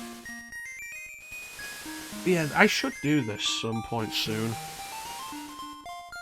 Because at this point, I've done all the Zelda games that I've beaten on stream. With the exception of Zelda 1 and Zelda 2, which I don't want to do on stream. Because I don't care. I beat them once, I don't want to do it again. But now, that's all the Zelda games I've beaten. With the exception of Phantom Hourglass. Phantom Hourglass is the only one. And Link Between Worlds. But I can't do Link Between Worlds, and Phantom Hourglass I'm in no hurry to get to. So, like, having done A Link to the Past, Ocarina, Majora's Mask, Wind Waker, Twilight Princess, that's all the console Zeldas that I've beaten. And I've done them on stream. So, doing Skyward Sword, that would be mostly fresh. Because I did the first 2 dungeons, and a bit of the way to the 3rd dungeon, and then stopped, because I didn't want to deal with motion controls. Link's Awakening, I've never gotten past, I think, maybe the 4th dungeon? 3rd, 4th?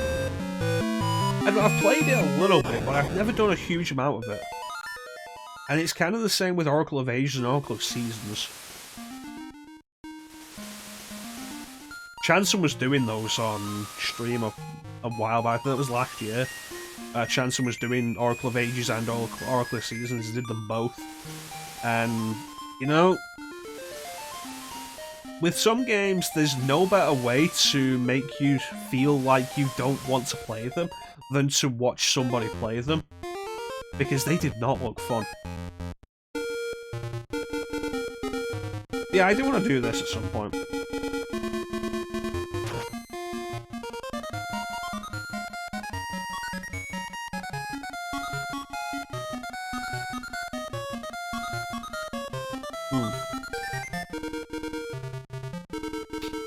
I look forward to hating it on stream.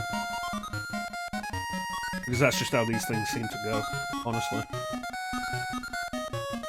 Anyway, I'm rambling.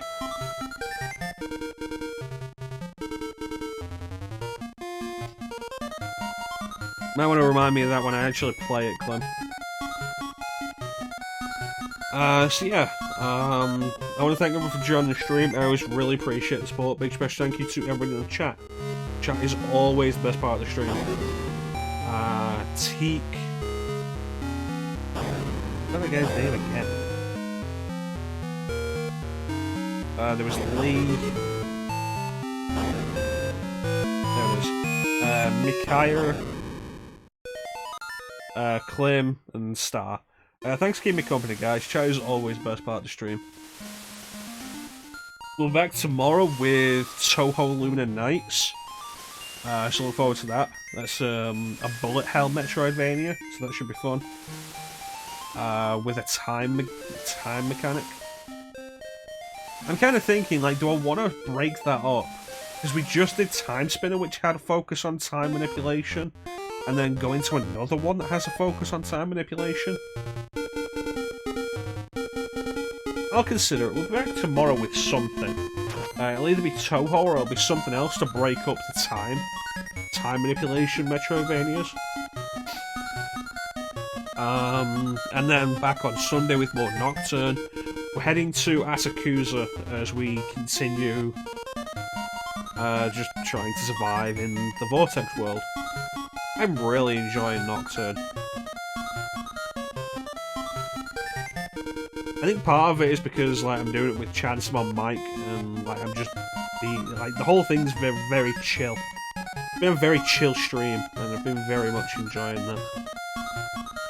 But then on Monday, we'll be joined by our buddy the Burpee Ninja as we take a break from Classic Mecha Mondays to do a full series playthrough of Devil May Cry.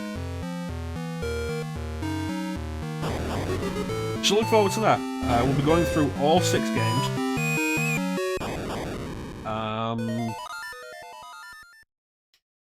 Because the idea was originally that we were going to do the Switch version of Devil May Cry 3, which has the freestyle system, which isn't in any other version of the game, just the Switch version. So I wanted to take a look at that, see how it went, and Ninja's a big fan of Devil May Cry, so I invited Ninja. But then it was like, you know what if we just do like the entire series? So we're going to be doing the entire series on Mondays, so look forward to that.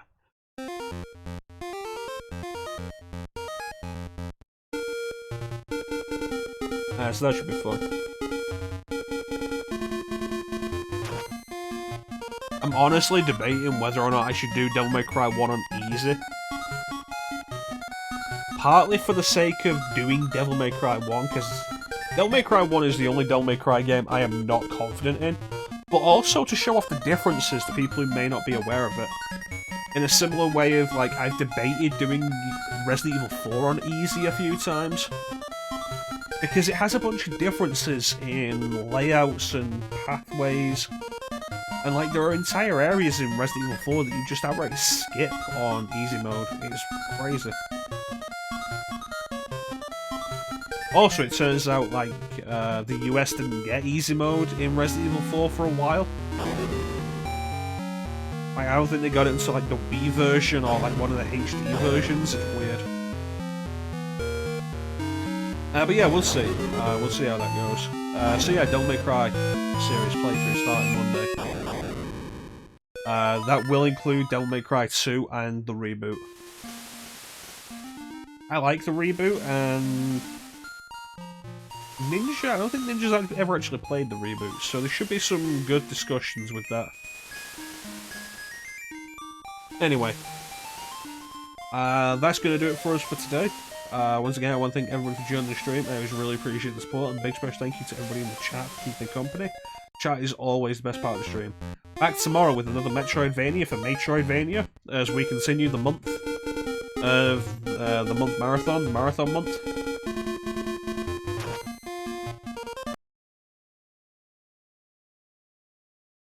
Let's have another rendition of that, shall we? I always forget that Capcom did the Oracle games.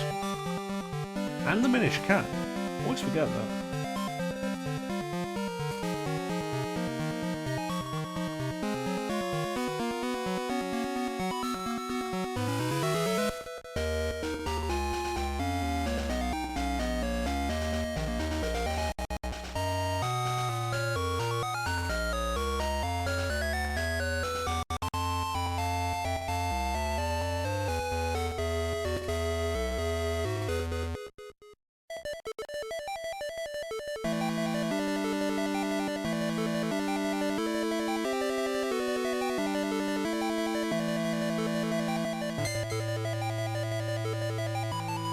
We'll let this play out and then we'll end.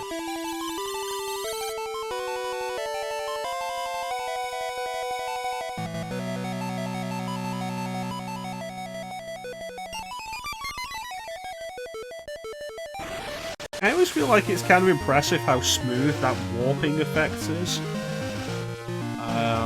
on Game Boy Color. Basically whenever you're ready, Teak.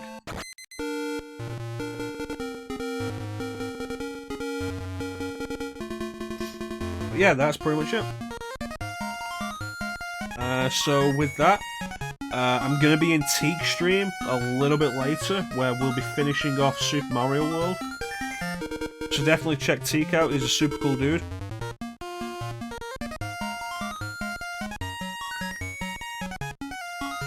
Yeah, sure. Might as well. I've got it set up.